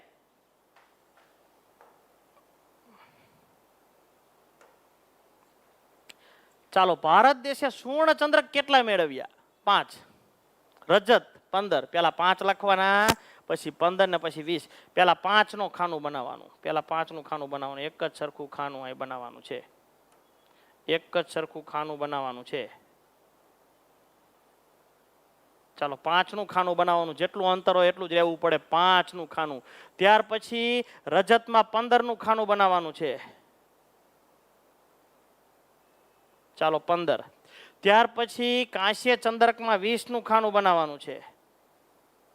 ભારતના 3 ચંદ્રકોનું પ્રમાણ જે છે આપણે દર્શાવી દીધું. ભારતની અંદર 3 ચંદ્રકો, પેલા 5, 15 ને 20. તો આપણે 5, ત્યાર પછી 15 ને 20 દર્શાવી દીધા. ચાલો ચીનનો વારો આવ્યો. ચીનમાં 20, 30 ને 45 દર્શાવવાના છે, પેલા 20 દર્શાવવાના છે. તો પેલા આપણે જે છે બંને એટલા માટે પહેલા 20 દર્શાવવાના, ત્યાર પછી 30 દર્શાવવાના, 30 દર્શાવવાના, ત્યાર પછી 45 દર્શાવવાના, અહીં 45 દર્શાવવાના, અંતર સરખું 45. ઓકે, ચાલો અમેરિકામાં 10 40 પછી તો પહેલા 10 દર્શાવવાના, 10 પછી 40 તો અહીંયા જે છે એ તમારે 40 દર્શાવવાના. આપણી પાસે ફૂટપટ્ટી નથી, ત્રાસું થાય, સ્વાભાવિક છે વિદ્યાર્થી મિત્રો. 40 અને 25 તો અહીં જે છે એ તમારે 25 દર્શાવવાના છે. ચાલો હવે આપણે જોઈએ તો સુવર્ણ ચંદ્રકમાં કેવી નિશાની કરવાની છે. સુવર્ણ ચંદ્રકમાં ચાલો ભારત, ટાઇટલ શું આપવું છે? ભારત, ચીન અને અમેરિકામાં, ભારત, ચીન અને અમેરિકામાં ચંદ્રકો કયા કયા? સુવર્ણ ચંદ્રક, રજત ચંદ્રક અને કાંસ્ય ચંદ્રક. ચંદ્રકો દર્શાવતો સ્તંભાલેખ, સ્તંભાલેખ અથવા સ્તંભાલેખ. સ્કેલ માપ લખવાનું, એક્સ ધરી પર દેશો, વાય ધરી પર 1 સેન્ટીમીટર બરાબર 5 ચંદ્રકો. ચાલો સ્કેલ માપ, સ્કેલ માપ લખવાનું, એક્સ ધરી પર દેશો અને વાય ધરી પર શું છે? ચંદ્રકો છે. કેટલા? 5 ચંદ્રકો. 1 સેન્ટીમીટર બરાબર 5 ચંદ્રકો. જોઈ લેવી એક વખત આપણે.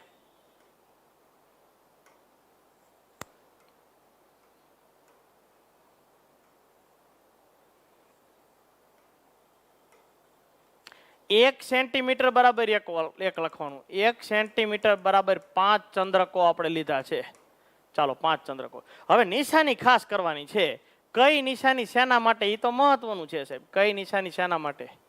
ચાલો સુવર્ણ ચંદ્રક માટે કઈ નિશાની રાખવી છે? સુવર્ણ ચંદ્રક માટે કઈ રાખવી છે? રજત ચંદ્રક માટે કઈ નિશાની રાખવાની છે? અને કાંસ્ય ચંદ્રક માટે કઈ નિશાની રાખવી છે? ચાલો નિશાની આપણે રાખી દઈએ. કલર જે છે એ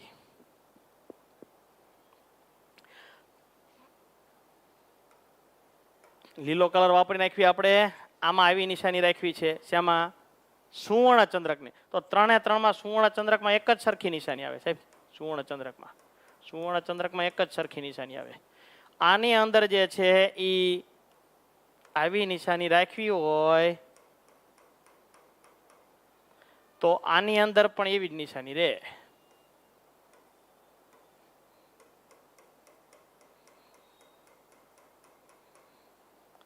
અને આની અંદર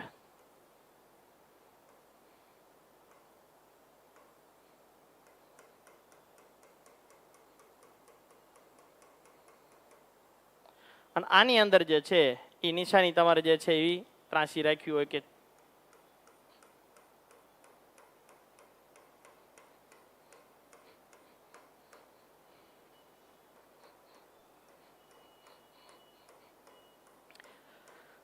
એક સરખા ચંદ્ર કોઈ નિશાની પણ સરખી જ આવે.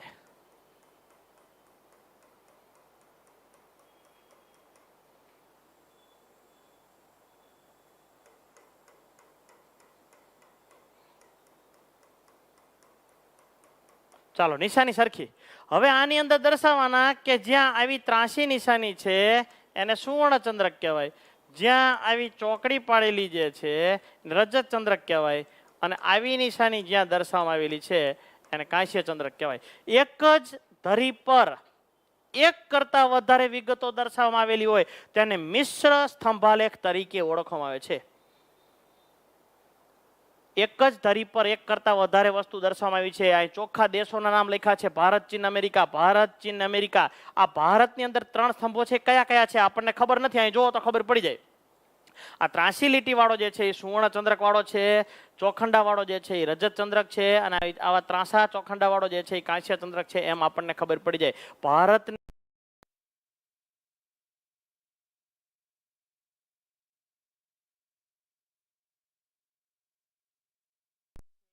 મેળવી શકાય અથવા સરળતા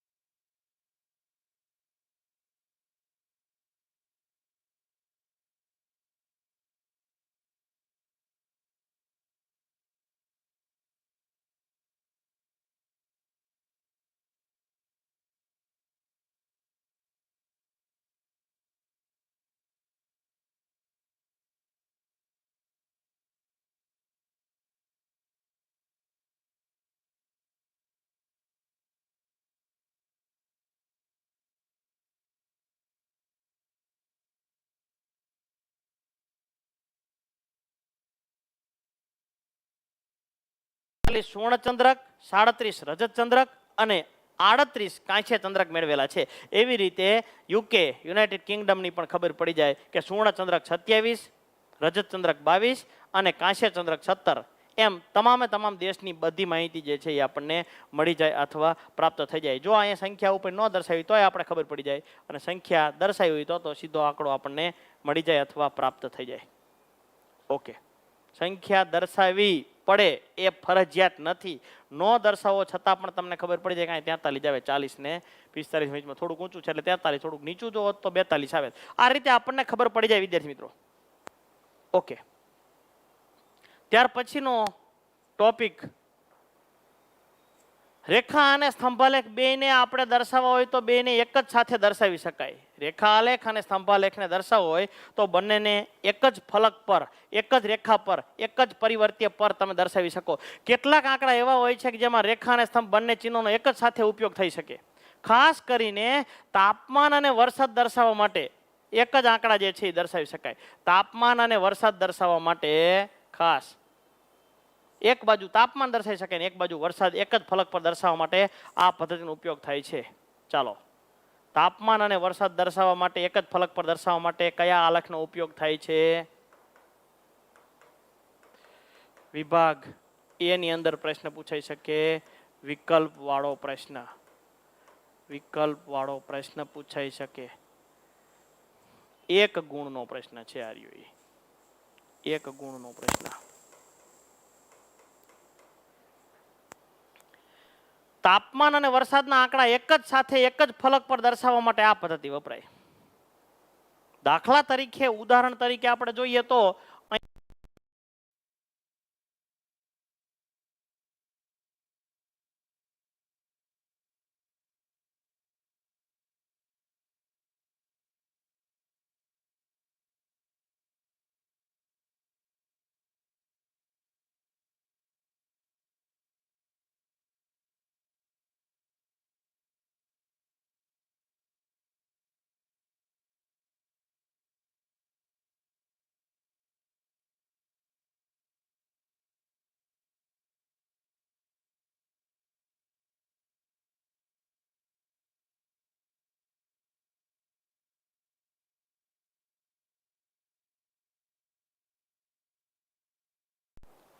એક જ ફલક પર એક કરતા વધારે વિગતો દર્શાવવા માટે રેખાલેખ અને સ્તંભાલેખ બે એક જ આલેખ પર દર્શાવી શકાય. ઓકે, બંને મિશ્ર કહેવાય. ચાલો, વિભાજિત વર્તુળ પદ્ધતિ. આલેખ દોરવાની એક વિશિષ્ટ પદ્ધતિ છે જેમાં એક વર્તુળ દોરવામાં આવે છે. પહેલા આપણે રેખાલેખ જોયો, ત્યાર પછી સ્તંભાલેખ જોયો.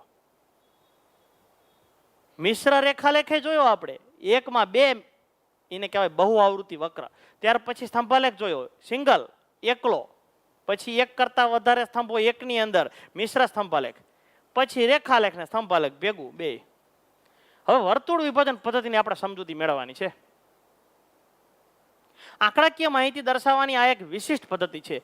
આંકડાકીય માહિતી દર્શાવવાની આ એક વિશિષ્ટ પદ્ધતિ છે. તેમાં એક વર્તુળ દોરવામાં આવે છે અને આપણને જે વિગતો આપેલી વિગતોને વર્તુળની અંદર ભાગલા પાડી, ખંડ પાડી, વિભાગો પાડી વર્તુળની અંદર દર્શાવવામાં આવે છે અથવા રજૂ કરવામાં આવે છે. કોઈ પણ માહિતીને વર્તુળની અંદર રજૂ કરવામાં આવે છે, એના ખંડ પાડવામાં આવે છે, પેટા વિભાગ પાડવામાં આવે છે, એટલે કે એના ભાગલા પાડવામાં આવે છે. ભાગલા પાડવામાં આવે છે એક વર્તુળના. એક સફરજન હોય એને જુદા જુદા 3 ભાઈઓને ભાગલા પાડવા માટે સફરજનના કટકા કરીને દેવી ને, એકને મોટું ને એકને અડધું દેવી, તેને 50% કહેવાય. એકને અડધાનું અડધું પાછું દેવી તો એને 25% કહેવાય, બીજા માટે 25. કોઈ ધંધામાં ભાગ કરવો હોય તો કોઈક વ્યક્તિ કે મારો 50% ભાગ, તો એને અડધો ભાગ. બીજો વ્યક્તિ કે મારો 25%, ત્રીજો કે મારો 25%, બસ ભાગ પૂરા થઈ ગયા. જેટલી આવક આવી એમાં 3 ભાગલા પડે, હરખા નહીં. એક જે છે 50% અડધું એકને દઈ દેવાનું, વાંહે અડધું વધ્યું એમાં 2 ભાગલા પાડવાના. જેટલા ભાગલા પાડ્યા હોય એ અનુસાર વર્તુળના ભાગલા પાડી દેવાના છે. ફરીથી આલેખ દોરવાની એક વિશેષ પદ્ધતિ છે, તેના વર્તુળ દોરવામાં આવે છે. આપેલી માહિતીને વર્તુળની અંદર દર્શાવવાની છે, ભાગલા પાડીને વર્તુળની અંદર દર્શાવવામાં આવે છે. પ્રત્યેક વિભાગ તેમાં દર્શાવેલી માહિતીના કુલ પ્રમાણનો હિસ્સો દર્શાવે છે. કુલ પ્રમાણનો હિસ્સો દર્શાવે છે. કુલ પ્રમાણ કેટલું આપ્યું છે એને વર્તુળની અંદર દોરવાનું છે અથવા રજૂ કરવાનું છે. શું કરવાનું? તો કે વર્તુળ વિભાજન પદ્ધતિની અંદર એક વર્તુળ દોરવામાં આવે છે. દાખલા તરીકે કોઈ પણ માહિતી આપી હોય એની અંદર એક વર્તુળ દોરવામાં આવે છે. ગમે એ માહિતી આપી હોય 3.6 વડે ગુણ્યા અંશ કોણ કે ખૂણો મેળવવામાં આવે છે. જોવી આપણે પહેલા અને ત્યાર પછી જે છે એ માહિતી આપણે મેળવી લેવી. આપણે દાખલા તરીકે એક માહિતી આપી છે ધોરણ 9, ધોરણ 9, ધોરણ 10, ધોરણ 11, ધોરણ 12 અને આ ધોરણ 8 લઈ લેવી. હાલો આપણે 8 5 ભાગલા કરી નાખવી. આ જે છે એ આપણને જે માહિતી આપી છે એ માહિતી ટકાવારીમાં આપેલી છે. ધારી લો. હાલો ટકાવારીમાં માહિતી આપેલી છે. કેટલી માહિતી આપેલી છે? તો કે ધોરણ 8 ની અંદર, ધોરણ 12 ની અંદર કેટલા વિદ્યાર્થીઓ છે? તો કે ધોરણ 12 ની અંદર ખાલી 5% વિદ્યાર્થીઓ છે. ધોરણ 8 ની અંદર વધારે વિદ્યાર્થીઓ છે. 8 ની અંદર અહીં 40% વિદ્યાર્થીઓ છે. અહીંયા જે છે એ 11મા ધોરણની અંદર 30% વિદ્યાર્થીઓ છે. અહીંયા ધોરણ 10 ની અંદર જે છે એ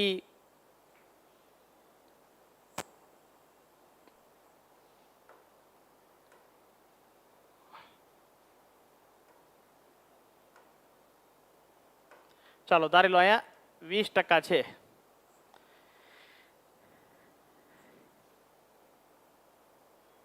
10 ની અંદર 10% છે. 40 ને 10 50, 70, 75 25% છે. એમ આપણે કહી શકીએ 25% છે. દાખલા તરીકે આવી વિગત આપેલી છે. 100 સરવાળો થાય છે. જોઈ લેવી આપણે. 20 ને 5 25, 35, 60, 40. ઓકે 100. ચાલો હવે એક વર્તુળ દોરવાનું છે. વર્તુળની અંદર માહિતી દર્શાવવાની છે. તો કઈ રીતે વર્તુળની અંદર માહિતી આપણે દર્શાવવાની છે? બધી માહિતીને 3.6 વડે ગુણવામાં આવે પછી એક વર્તુળ દોરવામાં આવે છે. પણ વર્તુળ પછી દોરવી પહેલા આપણે પ્રત્યેક માહિતીને 3.6 વડે ગુણી નાખવી. આપણે તો આ જોઈ હું લખું છું. વિદ્યાર્થી મિત્રો ધ્યાન આપજો. આ તો માહિતી તમને આપેલી ન આપેલી હોય તો ગમે એવી માહિતી તમારે બનાવવાની. એવી માહિતી બનાવવાની જે માહિતીનો સરવાળો 100 થતો હોય. ગમે તે ભાગલા ધોરણ 8, 9, 10, 11, 12 એમ તમે લઈ શકો કે બીજી કોઈ પણ પ્રકારની વિગત તમે લઈ શકો. ઉચ્ચ, મધ્યમ, નિમ્ન ગમે તે માહિતી. દાખલા તરીકે અહીં ધોરણ 8 તો અહીંયા આપણે લખવાનું ધોરણ 8. જોઈને લખું છું ધોરણ 8. અહીંયા લખું છું ધોરણ 9. અહીંયા લખું છું ધોરણ 10. અહીંયા લખું છું ધોરણ 11. ચોપડીમાં એટલી બધી પરફેક્ટ માહિતી નહીં આપેલી હોય. ધ્યાન આપજો ખાસ. બરાબર નીચે બરાબર. અહીં કેટલી છે? ધોરણ 8 માં 40 તો અહીં લખવાનું 40. કેટલી છે? 25. જોઈને લખું છું હું વિદ્યાર્થી મિત્રો 10, અહીં 20 અને અહીં 5. અહીં ગુણાકાર. બધી માહિતીનો ગુણાકાર ફરજિયાત 3.6 વડે જ કરવાનો. ગમે એ માહિતી આપી હોય ગુણાકાર 3.6 વડે જ કરવાનો. ગુણાકાર 3.6 વડે જ કરવાનો. ફરીથી એક વખત માહિતી મેળવી લેજો કે અહીં તમને યોગ્ય લાગે 8, 9, 10, 11, 12 ગમે એવા પ્રકારની ઘઉં, બાજરી, જુવાર કે આ તે વગેરે ગમે તે કહી શકો. અને બધાનો સરવાળો 100 થવો પડે. બધાનો સરવાળો 100 થવો પડે. બધી વિગતને જોઈને આપણે લખી નાખીએ. પછી આને દરેક માહિતીને 3.6 વડે ગુણવાના. 3.6 વડે ગુણવાના. ચાલો વર્તુળ વિભાજન પદ્ધતિમાં આપેલી માહિતીને શેના વડે ગુણવામાં આવે છે? જવાબ 3.6 વડે ગુણવામાં આવે છે. પહેલો પ્રશ્ન. ચાલો બીજો. વર્તુળ વિભાજન પદ્ધતિમાં વર્તુળમાં ખંડની શરૂઆત ક્યાંથી કરવામાં આવે છે? ઘડિયાળના કાંટાના કયા ભાગથી શરૂ કરવામાં આવે છે? ઘડિયાળના કાંટાના 12 વાગ્યેથી શરૂ કરવામાં આવે છે. ઓકે. આપેલી માહિતીને આપણે લખી નાખી. આને 3.6 વડે ગુણો તો 144 આવે. આને 3.6 વડે ગુણો તો 90 આવે. આને 3.6 વડે ગુણો તો 36 આવે. આને 3.6 વડે ગુણો તો 72 આવે. આને 3.6 વડે ગુણો તો 18 આવે. બધાને સરવાળો 360 થતો હોય. આનો 100 થતો હોય 3.6 વડે ગુણો 360 થતો હોય. આપણે એને જોવાનું નહીં કેટલો થાય છે. ચાલો આ બધી માહિતીને આપણે વર્તુળની અંદર દર્શાવવાની છે. બધી માહિતીને આપણે વર્તુળની અંદર દર્શાવવાની છે. આ વર્તુળ વિભાજન પદ્ધતિમાં એક વર્તુળ દોરવામાં આવે છે. ચાલો બની ગયું એટલે વર્તુળ. સરસ, સારું બન્યું વર્તુળ. વર્તુળ વિભાજન પદ્ધતિમાં એક વર્તુળ દોરવામાં આવે છે. ચાલો વર્તુળ દોરી નાખ્યું. પહેલું સોપાન વર્તુળ વિભાજન પદ્ધતિમાં એક વર્તુળ દોરવામાં આવે છે. ચાલો ઓકે, કર્યું કામ. વર્તુળ વિભાજન પદ્ધતિ વર્તુળ દોરવામાં આવે છે. ચાલો વર્તુળ દોર્યું. બીજું શું કર્યું? આપેલી બધી માહિતીને 3.6 વડે ગુણ્યા અંશ મેળવો. આપેલી બધી માહિતીને 3.6 વડે ગુણ્યું 3.6 વડે. પછી બધી માહિતીને ઘડિયાળના કાંટાના 12 વાગ્યાથી શરૂ કરવાનું. ઘડિયાળના કાંટાના 12 વાગ્યાથી શરૂ કરવાનું. આ 12 વાગ્યા અહીંયાથી શરૂ કરવાનું. સૌથી મોટી આવૃત્તિ પહેલા અહીં દર્શાવવાની. કેટલા ભાગમાં? 144. તો સાહેબ તમને બધાને ખબર છે 10મું પાસ થઈને આવ્યા છો એટલે બધાને ખબર પડે કે હું અહીંયા આમ કહીને આમ દોરું ને આમ કહીને આમ તો આ 90 અંશનો ખૂણો બન્યો કહેવાય. બધાને ખબર પડે. મારા બધા વિદ્યાર્થીઓને ખબર છે, મારી સામે જે વિડીયો જોઈ રહ્યા છે તે અને પીરિયડ સાંભળી રહ્યા છે બધાને ખબર છે બરોબર કે અહીંયા હું જો આમ દોરું તો 90 થાય, આ સીધો દોરું તો 180 થાય અંદાજે. જો તમારી પાસે ઓલું અંશ માપવાનું હોય તો કોઈ પ્રશ્ન નથી, માપી શકો તમે મૂકીને. પણ ન હોય છતાં પણ દર્શાવવું હોય તમે સરળતાથી દર્શાવી શકો માપ્યા વગર. અહીં જે છે યાને 90 કહેવાય તો આ તો 144 દર્શાવવાનો. સૌથી મોટો આંકડો પહેલા, પછી ઇનથી નાનો, પછી ઇનથી નાનો, પછી ઇનથી નાનો, એવી રીતે દર્શાવવાના છે આપણે અહીંયા બધાને. ચાલો 144 દર્શાવવાનો છે. અહીંયા આમ સીધો લીટો જો કરી નાખું તો 180 થઈ જાય. એ તો ઘણો બધો મોટો. જો આમ કરું તો 90 થઈ જાય. એ તો ઘણો બધો નાનો. તો મારે 144 દર્શાવવાનો છે 180. તો અહીંયા આમ કરું તો 144 થઈ ગયો. આ 144 અંશ થઈ ગયો એવું આપણે માની લેવાનું છે. 144 પરફેક્ટ નથી પણ લગભગ એટલું છે. ચાલો બીજું, આનાથી મોટો કયો? 144 થી પેલો સૌથી 144 મોટો. ઘડિયાળના કાંટાના 12 વાગે શરૂ કરવાનું. ચાલો શરૂ કર્યું. સૌથી મોટો ભાગલો દર્શાવી દીધો. ચાલો આનો વારો આવી ગયો. હવે ઇનથી નાનો, ઇનથી નાનો પણ બીજા કરતા મોટો. બીજા નંબરનો કયો? ઉતરતા ક્રમમાં વારા ફરતી બધાને દર્શાવવાના છે, પણ પહેલા સૌથી મોટો પછી ઇનથી નાનો. કેટલો? તો કે 90. હવે 90 દર્શાવવું હોય તો આમ કાટખૂણો દર્શાવવાનો છે. આમ તમે કાટખૂણો કરો ને તો 90 થાય લગભગ. ચાલો આ કાટખૂણો થઈ ગયો. આ 90 છે. 90 અંશ સેલ્સિયસ દર્શાવ્યો. આ બીજાનો વારો પૂરો. હવે 36 નહીં દર્શાવવાનો. એનાથી મોટો આવે 72 દર્શાવવાનો. 72. તો સાહેબ 72 આ 90 આમ કે આમ કરો તો 90 થાય. આ 90 કાટખૂણો, પણ 90 બનાવવાનો નથી. અહીંયા બનાવો તો 90 થાય. 90 કરતા થોડોક નાનો. ચાલો આ જે છે એ તમે 72 દર્શાવ્યો. આ જે તમે આંકડો દર્શાવ્યો એ 72 દર્શાવ્યો. હવે 72 નહીં પૂરો, 36 દર્શાવવાનો છે. 36. ચાલો 36 દર્શાવવાનો છે. ચાલો અહીં તમે 36 દર્શાવી દીધો. અહીં 36 ડિગ્રી દર્શાવ્યો. આય પૂરું, આય પૂરું. હવે 18 એક વધ્યો. ચાલો અહીંયા વધ્યો 18. બધી માહિતીને આપણે દર્શાવી દીધી. બધી માહિતીને આપણે દર્શાવી દીધી. વર્તુળની અંદર ભાગલા પાડી દીધા. જેટલા અંશ આવતા, કુલ અંશ કેટલા આવે? 360 અંશ આવે. તો આ કુલ સરવાળો કરો ને તો 360 હશે. આ 100% વાળી છે, 360 હશે. કોઈ પણ માહિતી તમે દર્શાવી શકો એવું નથી. આ તો મેં રકમમાં આ માહિતી લખી છે. બાકી કોઈ પણ માહિતી તમે જે છે એ દર્શાવી શકો, રજૂ કરી શકો. આ રીત વાપરવાની છે આપણે. પહેલા શું કર્યું આપણે? તો કે વર્તુળ વિભાજન પદ્ધતિની અંદર એક વર્તુળ દોરવામાં આવે છે. વર્તુળ વિભાજન પદ્ધતિમાં એક વર્તુળ દોરવામાં આવે છે. ચાલો દોર્યું. બધી માહિતીને, આપેલી માહિતી પ્રત્યેક એટલે બધી માહિતીને 3.6 વડે ગુણ્યા અને અંશ મેળવવાનો. એ કર્યું આપણે. પછી ઘડિયાળના કાંટાના 12 વાગે શરૂ કર્યું. ઘડિયાળના કાંટાના કેટલા વાગેથી? 12 વાગે. કેટલા વડે ગુણવાનું? 3.6 વડે ગુણવાનું. ઘડિયાળના કાંટાના 12 વાગે શરૂ કરવાનું. બધી માહિતી સૌથી મોટી, ત્યાર પછી નાની, પછી ઇનથી નાની વારાફરતી ઉતરતા ક્રમમાં બધી દર્શાવવાની. ચાલો દર્શાવ્યું આપણે. બધી માહિતીને આપણે દર્શાવી દીધી. આ બધી માહિતીને આપણે દર્શાવી દીધી છે વિદ્યાર્થી મિત્રો. ચાલો ત્યાર પછી હવે જુદી જુદી નિશાની કરવાની અથવા જુદા જુદા રંગ વાપરવાના.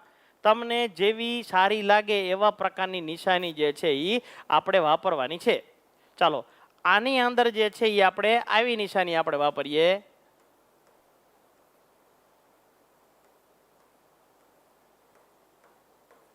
આની અંદર આવી નિશાની વાપરવી. આની અંદર જે છે એ આપણે આવી નિશાની વાપરવી.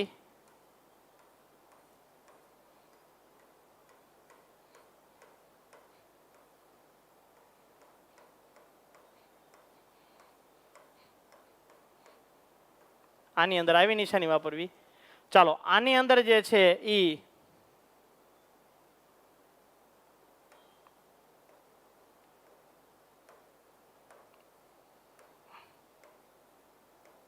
આવી સ્ટારની નિશાની વાપરવી. આની અંદર જે છે એ આવા ચોરસ મૂકીને નિશાની વાપરવી આપણે, અને આ જે છે કોરું રાખવી આપણે. હવે બધી વસ્તુ આપણે દર્શાવવાની છે. અહીંયા 5 પ્રકારની નિશાની તમારે દર્શાવવાની છે. 2, આ 3, આ 4 અને 5 નિશાની આપણે દર્શાવી દેવાની. આ શું છે? ધોરણ 9. શું છે? ધોરણ 10. શું છે? ધોરણ 11, ધોરણ 12. સોરી હો,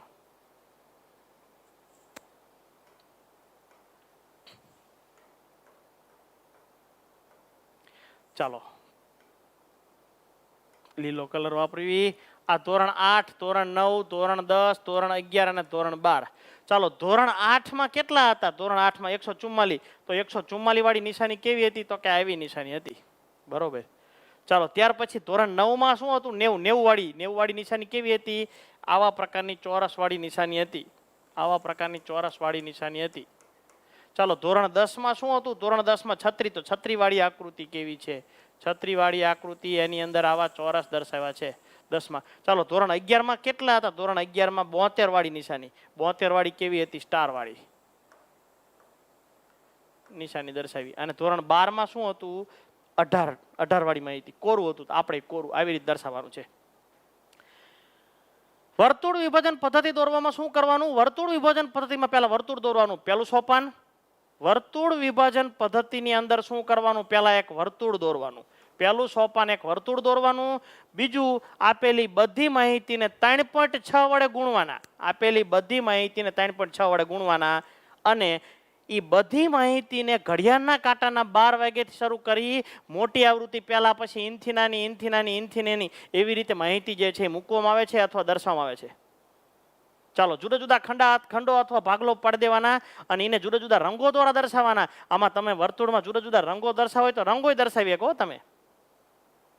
તમે જે છે આમાં રંગો દર્શાવી શકો, અને નિશાની દર્શાવી તો નિશાની પણ દર્શાવી શકો. અને આ બધી નિશાનીને જે છે યોગ્ય સંજ્ઞા વડે દર્શાવીને જે છે એ રજૂ કરવામાં આવે છે. આ જે છે વર્તુળ વિભાજન પદ્ધતિ છે. તમારે એક વર્તુળ દોરવાની, માહિતી જે છે એ દર્શાવવાની, માહિતી જે છે એ દર્શાવીને તમારી સમજૂતી આપવાની.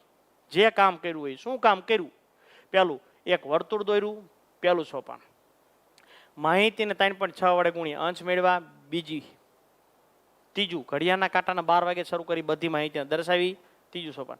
ચોથું, જુદા જુદા રંગો પૂર્યા અથવા જુદી જુદી નિશાની કરી.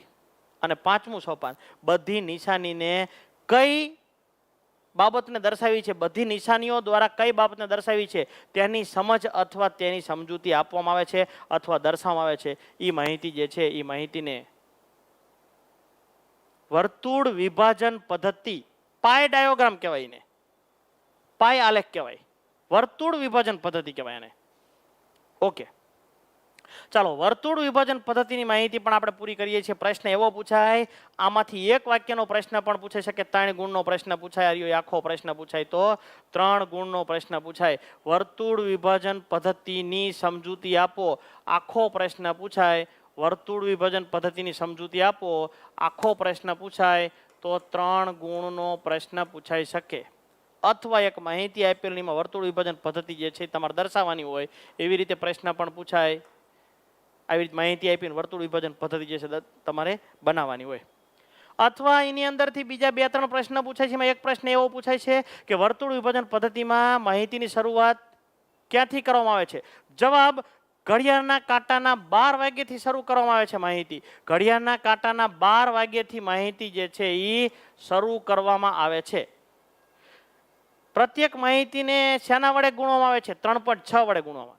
હવે એમ પ્રશ્ન પૂછ્યો હોય કે જો ખૂણો 10 આપેલો હોય તો વર્તુળ વિભાજન પદ્ધતિમાં કેટલા અંશનો ખૂણો બનાવવો પડે? તો સાહેબ જે ખૂણો આપ્યો એના ગુણ્યા 3. જે માહિતી આપી એને ગુણ્યા 3.6 વડે ગુણવાનો. 10 આપ્યું હોય તો 3.6 વડે ગુણે તો 36. 20 આપ્યું એવો પ્રશ્ન પૂછાય તો 20 ને 3.6 વડે ગુણો. જે માહિતી આપી હોય એના ગુણ્યા 3.6 વડે ગુણો. 3.6 વડે ગુણો એટલે તમારો જવાબ મળી જાય. 10 આપેલી હોય માહિતી 3.6 વડે ગુણો 36. 20 આપેલી હોય 3.6 વડે ગુણો 72. એવો પ્રશ્ન પૂછાય છે ખાસ. ટૂંકમાં જેટલી માહિતી આપી અથવા ટકાવારી આપી હોય અથવા જેટલી માહિતી આપી હોય એને એમ પૂછ્યું હોય કે આનો ખૂણો કેટલો બને, તો સાહેબ જેટલો આંકડો આપ્યો હોય એને 3.6 વડે તમારે ગુણવાનો છે. બસ પૂરું, એટલું જ યાદ રાખવાનું છે. 3.6 વડે જ ગુણવાનો. ઓકે, ચાલો ત્યાર પછીનો ટોપિક અથવા મુદ્દો જે છે એ આ વર્તુળ વિભાજન પદ્ધતિ ખાલી સમજવા માટે કેવા પ્રકારના કલર પૂરવા, કેવી રીતે વર્તુળ દોરવો તે. ચાલો ત્યાર પછી પ્રવાહ આલેખ 3 ગુણનો પ્રશ્ન જે છે એ પૂછાઈ શકે. બહુ સહેલો છે, 3 ગુણનો પ્રશ્ન પૂછાઈ શકે. આંકડાકીય માહિતીમાં ઘણી બધી વિવિધતા હોય અને એ વિવિધતા દર્શાવવા માટે પ્રવાહ આલેખ દોરવામાં આવે છે. પ્રવાહ આલેખ જે છે એ ગતિશીલતાનું સૂચન કરે છે. પ્રવાહ આલેખ ગતિશીલતાનું સૂચન કરે છે. આંકડાકીય માહિતીમાં ઘણી બધી વિવિધતા હોય, વિવિધતાને દર્શાવવા માટે પ્રવાહ આલેખ દોરવામાં આવે છે. પ્રવાહ આલેખ ગતિશીલતાનું સૂચન કરે છે. દાખલા તરીકે આપણે વાત કરવી, દાખલા તરીકે ગમે તે જિલ્લાની, સુરેન્દ્રનગર જિલ્લામાંથી એટલે કે સુરેન્દ્રનગર બસ સ્ટેન્ડથી કેટલી બસો બીજા તાલુકામાં, બીજા જિલ્લામાં કે બીજા ગામમાં જાય છે તે દર્શાવવા માટે પ્રવાહ આલેખ વપરાય. પ્રવાહ આલેખ વપરાય. જે દિશામાં બસ જતી હોય એ દિશામાં સીધી રેખા બનાવવાની, પહેલા વર્તુળ બનાવી નાખવાનું, પછી એની અંદર રેખા બનાવવાની, એમાં બનાવી શકાય. અથવા એક નકશો હોય, સુરેન્દ્રનગરનો નકશો હોય અથવા ગુજરાતનો નકશો હોય, તો સુરેન્દ્રનગરથી જે દિશામાં બસ જતી હોય એ દિશામાં તીર બનાવવાનું. એક બસ જાય છે, 4 તીર બનાવી સમજવાનું કે આ સુરેન્દ્રનગરથી એટલે કે સુરેન્દ્રનગરથી આ તાલુકામાં અથવા આ જિલ્લામાં આટલી બસો જાય છે. ચાલો ટ્રેનમાં પણ એવી રીતે બનાવી શકાય, પ્લેનમાં પણ એવી રીતે બનાવી શકાય. જે વિદ્યાર્થીઓ ક્રિકેટ મેચ જોતા હોય ને ખબર હોય કે એક વર્તુળ દોર્યું હોય, વર્તુળની અંદર એક ખેલાડીએ 70 રન માર્યા હોય કે 80 રન માર્યા હોય કે 100 રન માર્યા હોય અને એની અંદર એને કેટલા રન, કઈ જગ્યાએથી કેટલા રન લીધા છે અથવા કઈ દિશામાં કેટલા રન માર્યા છે, દિશા અંગેની માહિતી આપે છે. કેટલા રન માર્યા છે તે દર્શાવવા માટે ખાસ વપરાય. જે દિશામાં જે લીટો બન્યો હોય એ દિશામાં એને ફટકા માર્યા છે ને એ જગ્યાએ રન લીધા છે. હવે એમાં પાછા 4 રન લીધા હોય, 6 રન લીધા હોય, 2 રન લીધા હોય, 3 લીધા હોય, 1 રન લીધો હોય, તો 6 રન લીધા હોય ને એને લાલ કલરથી દર્શાવવામાં આવે, 4 રન લીધા હોય ને લીલા કલરથી દર્શાવવામાં આવે, 3 રન લીધા હોય ને એને વાદળી કલરથી દર્શાવવામાં આવે, 1 રન લીધા હોય એને કાળા કલરથી, અને 2 રન લીધા હોય ને સફેદ કલરથી કાતે વગેરે બીજા કલરથી દર્શાવવામાં આવે. તો આપણને ખબર પડી જાય. અને પાછું કઈ જગ્યાએ 6 મારી એ પણ આમ કે નામ દર્શાવે. જે દિશામાં 6 મારી હોય, જે દિશામાં 4 માર્યું એટલે કે ચોકો માર્યો હોય, જે દિશામાં 2 રન લીધા હોય, 3 રન લીધા હોય, એ આખા વર્તુળની અંદર દર્શાવે છે. પ્રવાહ આલેખ પ્રવાહ અંગેની માહિતી આપે છે, દિશા અંગેની માહિતી આપે છે. માહિતીમાં જ્યારે વિવિધતા હોય ત્યારે આ આલેખ વપરાય છે. આ આલેખ ગતિશીલતાનું સૂચન કરે છે. આ આલેખને પ્રવાહ આલેખ એટલા માટે કહેવામાં આવે છે કે પ્રવાહનું સૂચન કરે છે, દિશાનું સૂચન કરે છે, ગતિનું સૂચન કરે છે. ફરીથી માહિતીમાં જ્યારે વિવિધતા હોય ત્યારે આલેખ દોરવામાં આવે છે. આલેખને પ્રવાહ આલેખ એટલા માટે કહેવામાં આવે છે કે ગતિશીલતાનું સૂચન કરે છે. માનવી કઈ દિશામાં ગતિ કરે છે એનું પણ માહિતી આપણે જોવું હોય કે અમદાવાદ જિલ્લામાંથી બીજા જિલ્લામાં અપડાઉન કરતા વ્યક્તિઓનો મારે અભ્યાસ કરવો છે, તો ત્યાંથી કઈ દિશામાં કેટલા લોકો જાય છે તે વિશેની માહિતી. કાચો માલ ક્યાંથી લાવવામાં આવે છે, તીર દર્શાવવાનું. જ્યાંથી લાવતા ત્યાંથી તીર દર્શાવવાનું, જ્યાં લાવવામાં આવતો ત્યાં સુધી તીર દર્શાવી શકાય.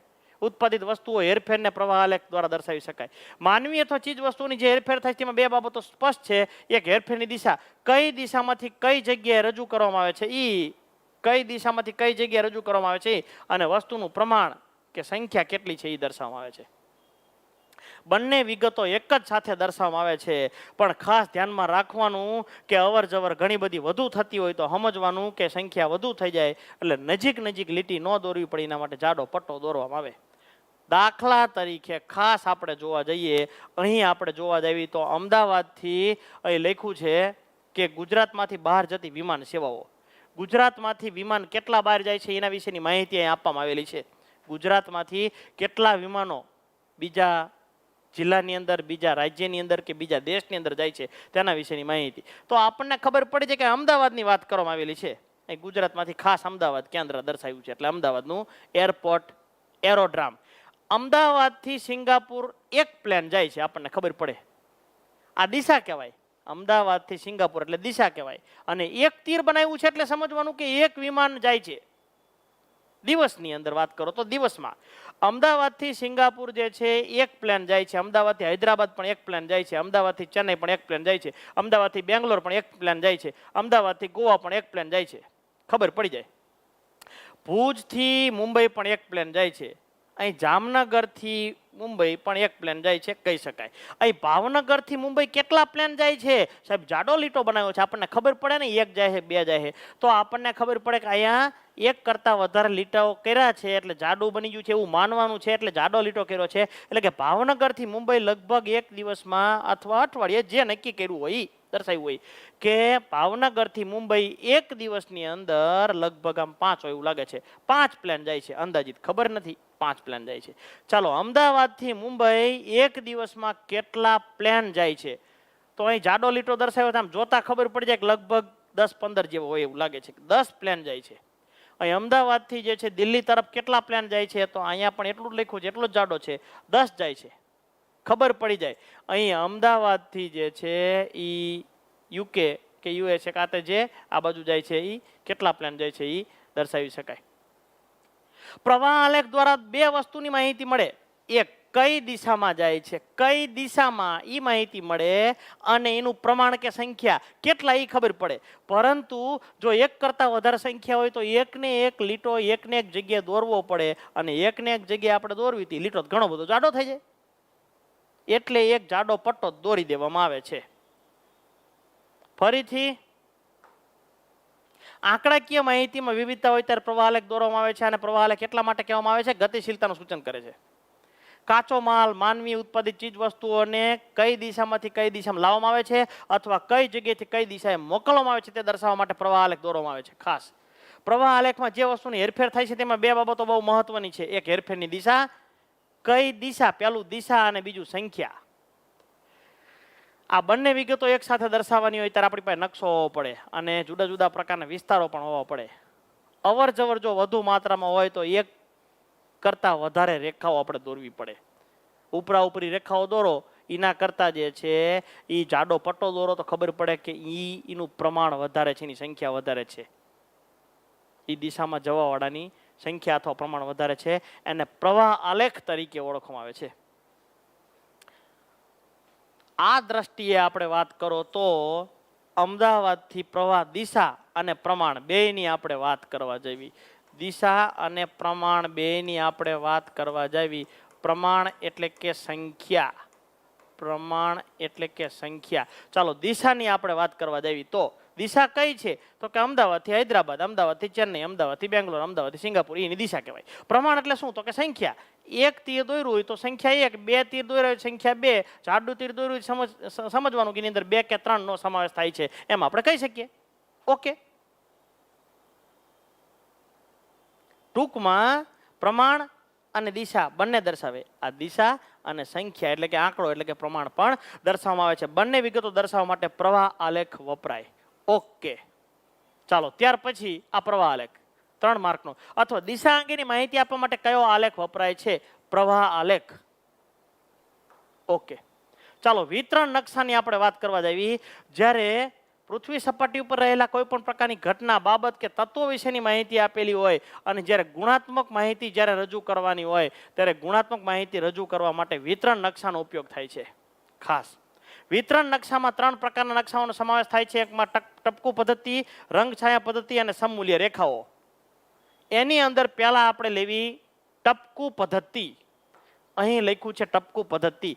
કોઈ પણ વિસ્તાર દર્શાવવો હોય તમારે, દાખલા તરીકે તમારે દર્શાવવું હોય કે વસ્તી ગીચતા કેટલી છે, કોઈ એક વિસ્તારની અંદર વસ્તી ગીચતા કેટલી છે, સ્ત્રી પુરુષ પ્રમાણ કેટલું છે, સાક્ષરતાનું પ્રમાણ કેટલું છે, બધી વિગતો દર્શાવી હોય તો ટપકું પદ્ધતિ વપરાય. અને નક્કી કરી નાખવાનું એક ટપકું એટલે કેટલી સંખ્યા નક્કી કરવું છે.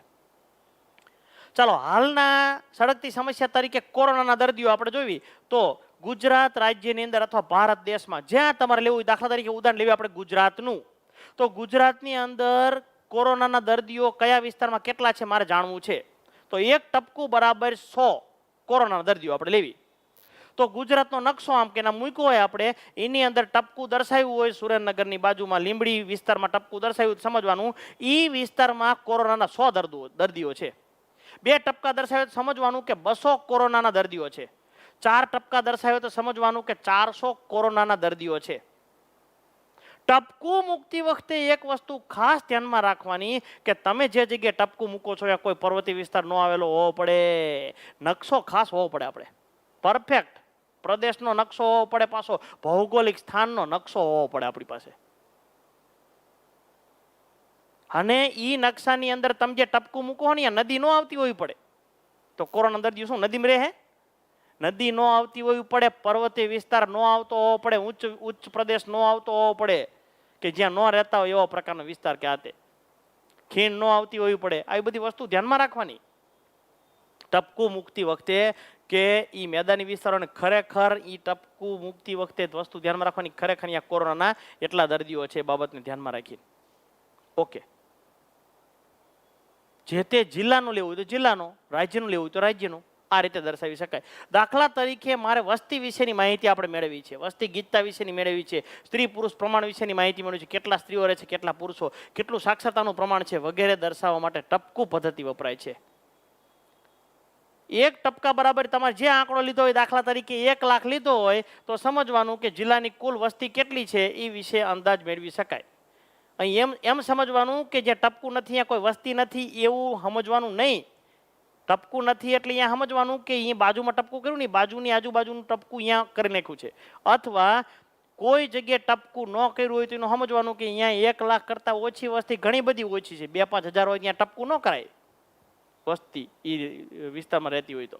અહીં જિલ્લાની અંદર ટપકું કર્યું તો એની આજુબાજુના વિસ્તારનું ટપકું એ વિસ્તારમાં એક જગ્યાએ કરેલું છે એવું સમજવાનું.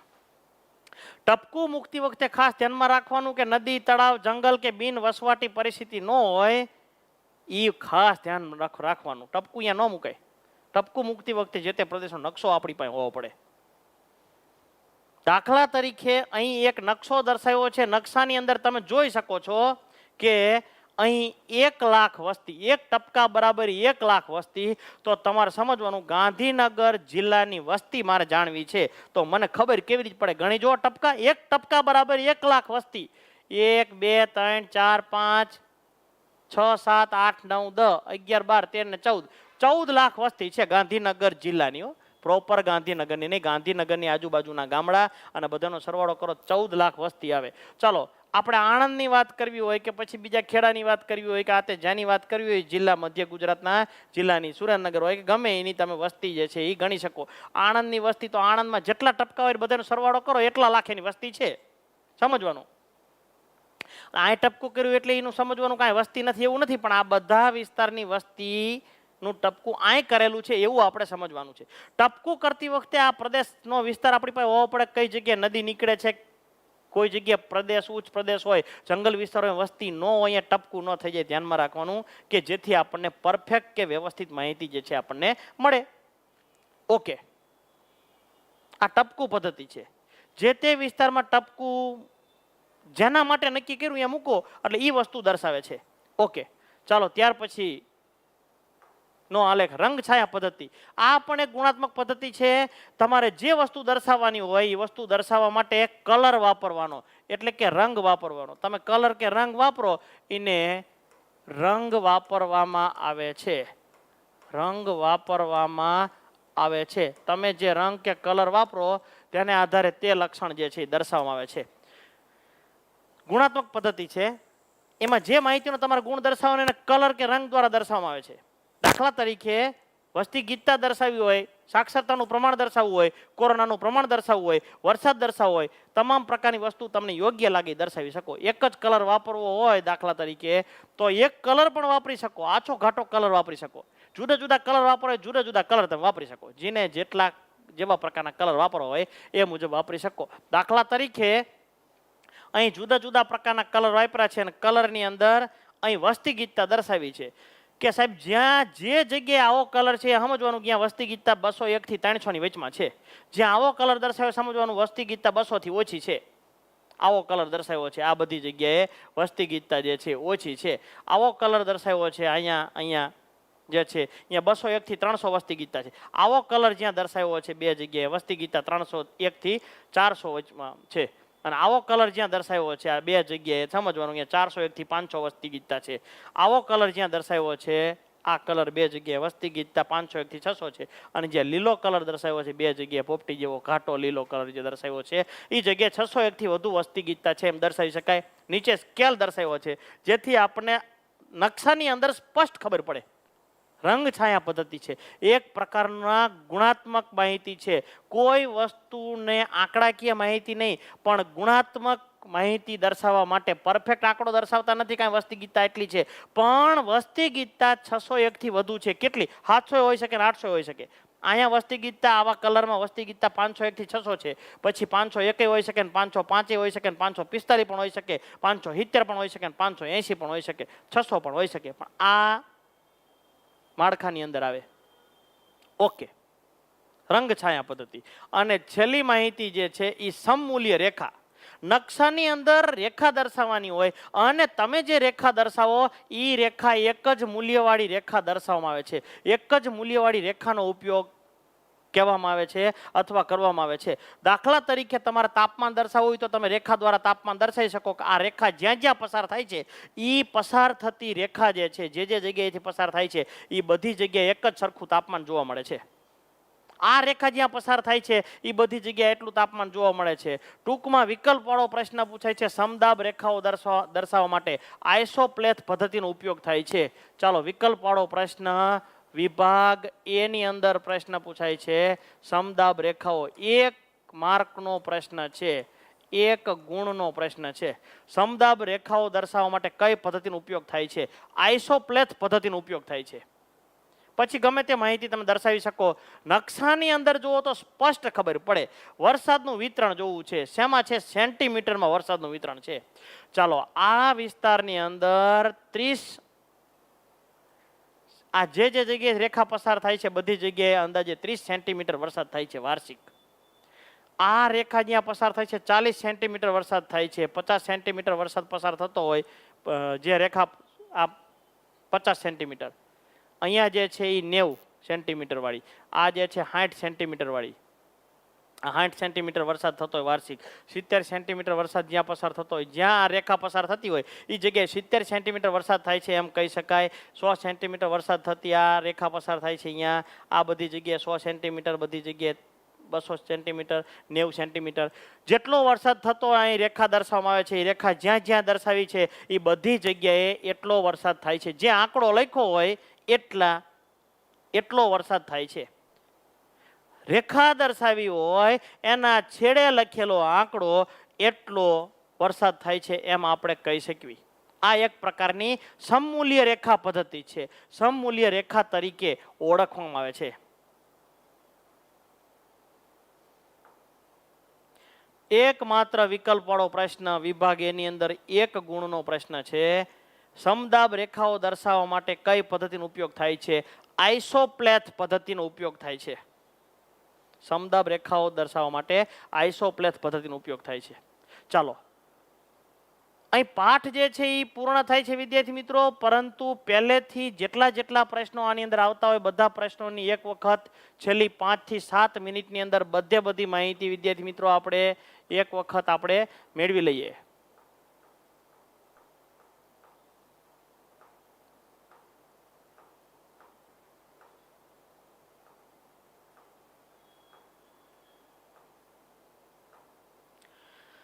ચાલો, બોર્ડની પરીક્ષામાં આ પાઠમાંથી કુલ 7 ગુણનું પૂછાય છે. A B C D 4 વિભાગમાંથી એક પ્રશ્ન પૂછાય છે. A વિભાગમાંથી 1 પ્રશ્ન, B વિભાગમાંથી 1, C વિભાગમાંથી 1 અને D વિભાગમાંથી 1. એક વિકલ્પવાળો પ્રશ્ન, એક વાક્યનો પ્રશ્ન, 1 2 માર્કનો પ્રશ્ન અને 1 3 માર્કનો પ્રશ્ન. આમ કુલ 7 ગુણનું બોર્ડની પરીક્ષામાં આ પાઠમાંથી પૂછાય છે. ચાલો, આની અંદર 2 પ્રશ્ન, પેજની અંદર 2 પ્રશ્ન તૈયાર કરવાના છે. બીજું તમે કંઈ તૈયાર નહીં કરો તો પણ ચાલશે. આલેખની વ્યાખ્યા આપો. આલેખ એ શું છે અથવા આલેખ એટલે શું? આલેખ એ ઘણું મહત્વનું દ્રશ્યાત્મક અને ચિત્રાત્મક સ્વરૂપ છે. ઓકે, ચાલો, પ્રશ્ન બીજો. ચિત્રાત્મક પદ્ધતિ અથવા અંકાત્મક પદ્ધતિ દર્શાવવા માટે કઈ સંજ્ઞાઓનો ઉપયોગ થાય છે? અંકાત્મક પદ્ધતિ દર્શાવવા માટે રેખા, સ્તંભ, વર્તુળ, ચોરસ, ઘનગોળો, ઘનચોરસ વગેરે નો સમાવેશ થાય છે. ચિત્રાત્મક અથવા અંકાત્મક પદ્ધતિ દર્શાવવા માટે શેનો ઉપયોગ થાય છે? રેખા, સ્તંભ, વર્તુળ, ચોરસ, ઘનગોળો, ઘનચોરસ વગેરેનો સમાવેશ થાય છે. ખાસ બીજો પ્રશ્ન, આ સ્ક્રીનની અંદર 2 પ્રશ્નો તૈયાર કરવાના છે વિદ્યાર્થી મિત્રો. ચાલો, રેખાલેખ. આલેખ દોરવાની સૌથી મૂળભૂત પદ્ધતિ કઈ છે? રેખાલેખ. તાપમાન, જન્મદર, જનસંખ્યા, મૃત્યુદર વગેરે દર્શાવવા માટે કયો આલેખ વપરાય છે? રેખાલેખ વપરાય છે. રેખાલેખ વપરાય છે. આલેખ દોરવાની મૂળભૂત પદ્ધતિ કઈ? તો કે રેખાલેખ. જન્મદર, મૃત્યુદર દર્શાવવા માટે કયો આલેખ દોરવામાં આવે છે? રેખાલેખ. નીચેનામાંથી રેખાલેખ શાનો દોરી શકાય? તો કે તાપમાન, જનસંખ્યા, જન્મદર, મૃત્યુદર વગેરે. બહુ આવૃત્તિ વક્ર કોને કહે છે? એક કરતા વધારે આવૃત્તિ એક જ આલેખમાં જ્યારે દર્શાવવાની હોય ત્યારે એને બહુ આવૃત્તિ વક્ર કહે છે. 1 ગુણનો પ્રશ્ન છે, 1 વાક્યનો પ્રશ્ન છે. ચાલો, રેખાલેખ જે છે એ દર્શાવી શકાય. ચાલો, સ્તંભાલેખ. કયા પ્રકારનો આલેખ સૌથી વધુ વપરાય છે? કયા પ્રકારના આલેખની પદ્ધતિ સૌથી વધુ વપરાય છે? સ્તંભાલેખ સૌથી વધુ વપરાય છે. સ્તંભાલેખ જે છે એ સૌથી વધુ વપરાય છે. ઓકે, ચાલો, ત્યાર પછી આ સ્તંભાલેખ જે છે દોરવાનો પ્રશ્ન પૂછાય છે. ખાસ 3 ગુણનો પ્રશ્ન પૂછાય. સ્તંભાલેખ જે છે એ દોરો, 3 ગુણનો પ્રશ્ન પૂછાય. 3 ગુણનો પ્રશ્ન પૂછાય. એક માહિતી આપેલી હોય, આવી સૂચના આપેલી, એક માહિતી આપી હોય અને સ્તંભાલેખ તમારે દોરવાનો, 3 ગુણનો પ્રશ્ન પૂછાય. આવી રીતે સ્કેલ માપ દર્શાવવાનું અને આવી રીતે સ્તંભાલેખ જે છે તમારે દોરવાનો. 3 ગુણનો પ્રશ્ન ખાસ પૂછાય છે. એક સ્તંભાલેખ અને વર્તુળ વિભાજન અથવા પ્રવાહલેખ, આ 3માંથી 2 પ્રશ્ન પૂછાવાની શક્યતા રહેલી છે. ટૂંકમાં વારંવાર પૂછાય છે. આ સ્તંભાલેખ પૂછાય ખાસ.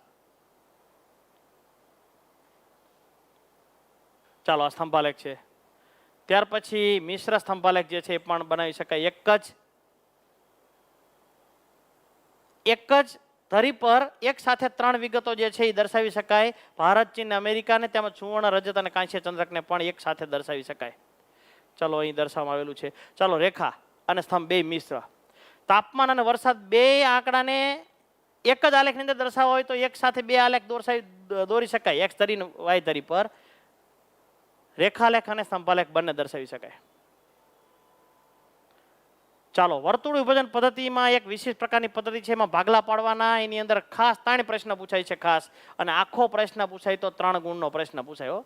આખો પ્રશ્ન પૂછાય તો 3 ગુણનો પ્રશ્ન પૂછાય. વર્તુળ વિભાજન પદ્ધતિમાં ખંડોની અથવા ભાગની શરૂઆત ક્યાંથી કરવામાં આવે છે? ઘડિયાળના કાંટાના 12 વાગ્યાથી. પ્રત્યેક માહિતીને શાના વડે ગુણવામાં આવે છે? 3.6 વડે ગુણવામાં આવે છે. અને ખાસ કહેવામાં આવે તો કે આપેલી માહિતી જો 6 હોય અથવા માહિતી જો 10 હોય, માહિતી જો 10 હોય તો તેને વર્તુળ વિભાજન પદ્ધતિમાં કેટલા ખૂણા દ્વારા દર્શાવવામાં આવે છે? તો જે માહિતી આપેલી એને 3.6 વડે ગુણી નાખો. 10 હોય તો કેટલો ખૂણો? તો કે 36. 20 હોય તો કેટલો ગુણો? તો કે 20 ગુણ્યા 3.6 કરો, 72 આવે એ જવાબ. ઓકે, ચાલો, વર્તુળ વિભાજન પદ્ધતિ. ત્યાર પછી પ્રવાહ આલેખ દિશા અંગેની, કયો આલેખ દિશા અંગેની માહિતી આપે છે? પ્રશ્ન પૂછાય. કયા પ્રકારનો આલેખ? કયા પ્રકારનો આલેખ દિશા અંગેની માહિતી આપે છે? દિશા અંગેની માહિતી આપે છે. કયા પ્રકારનો આલેખ દિશા અંગેની માહિતી આપે છે? પ્રવાહ આલેખ.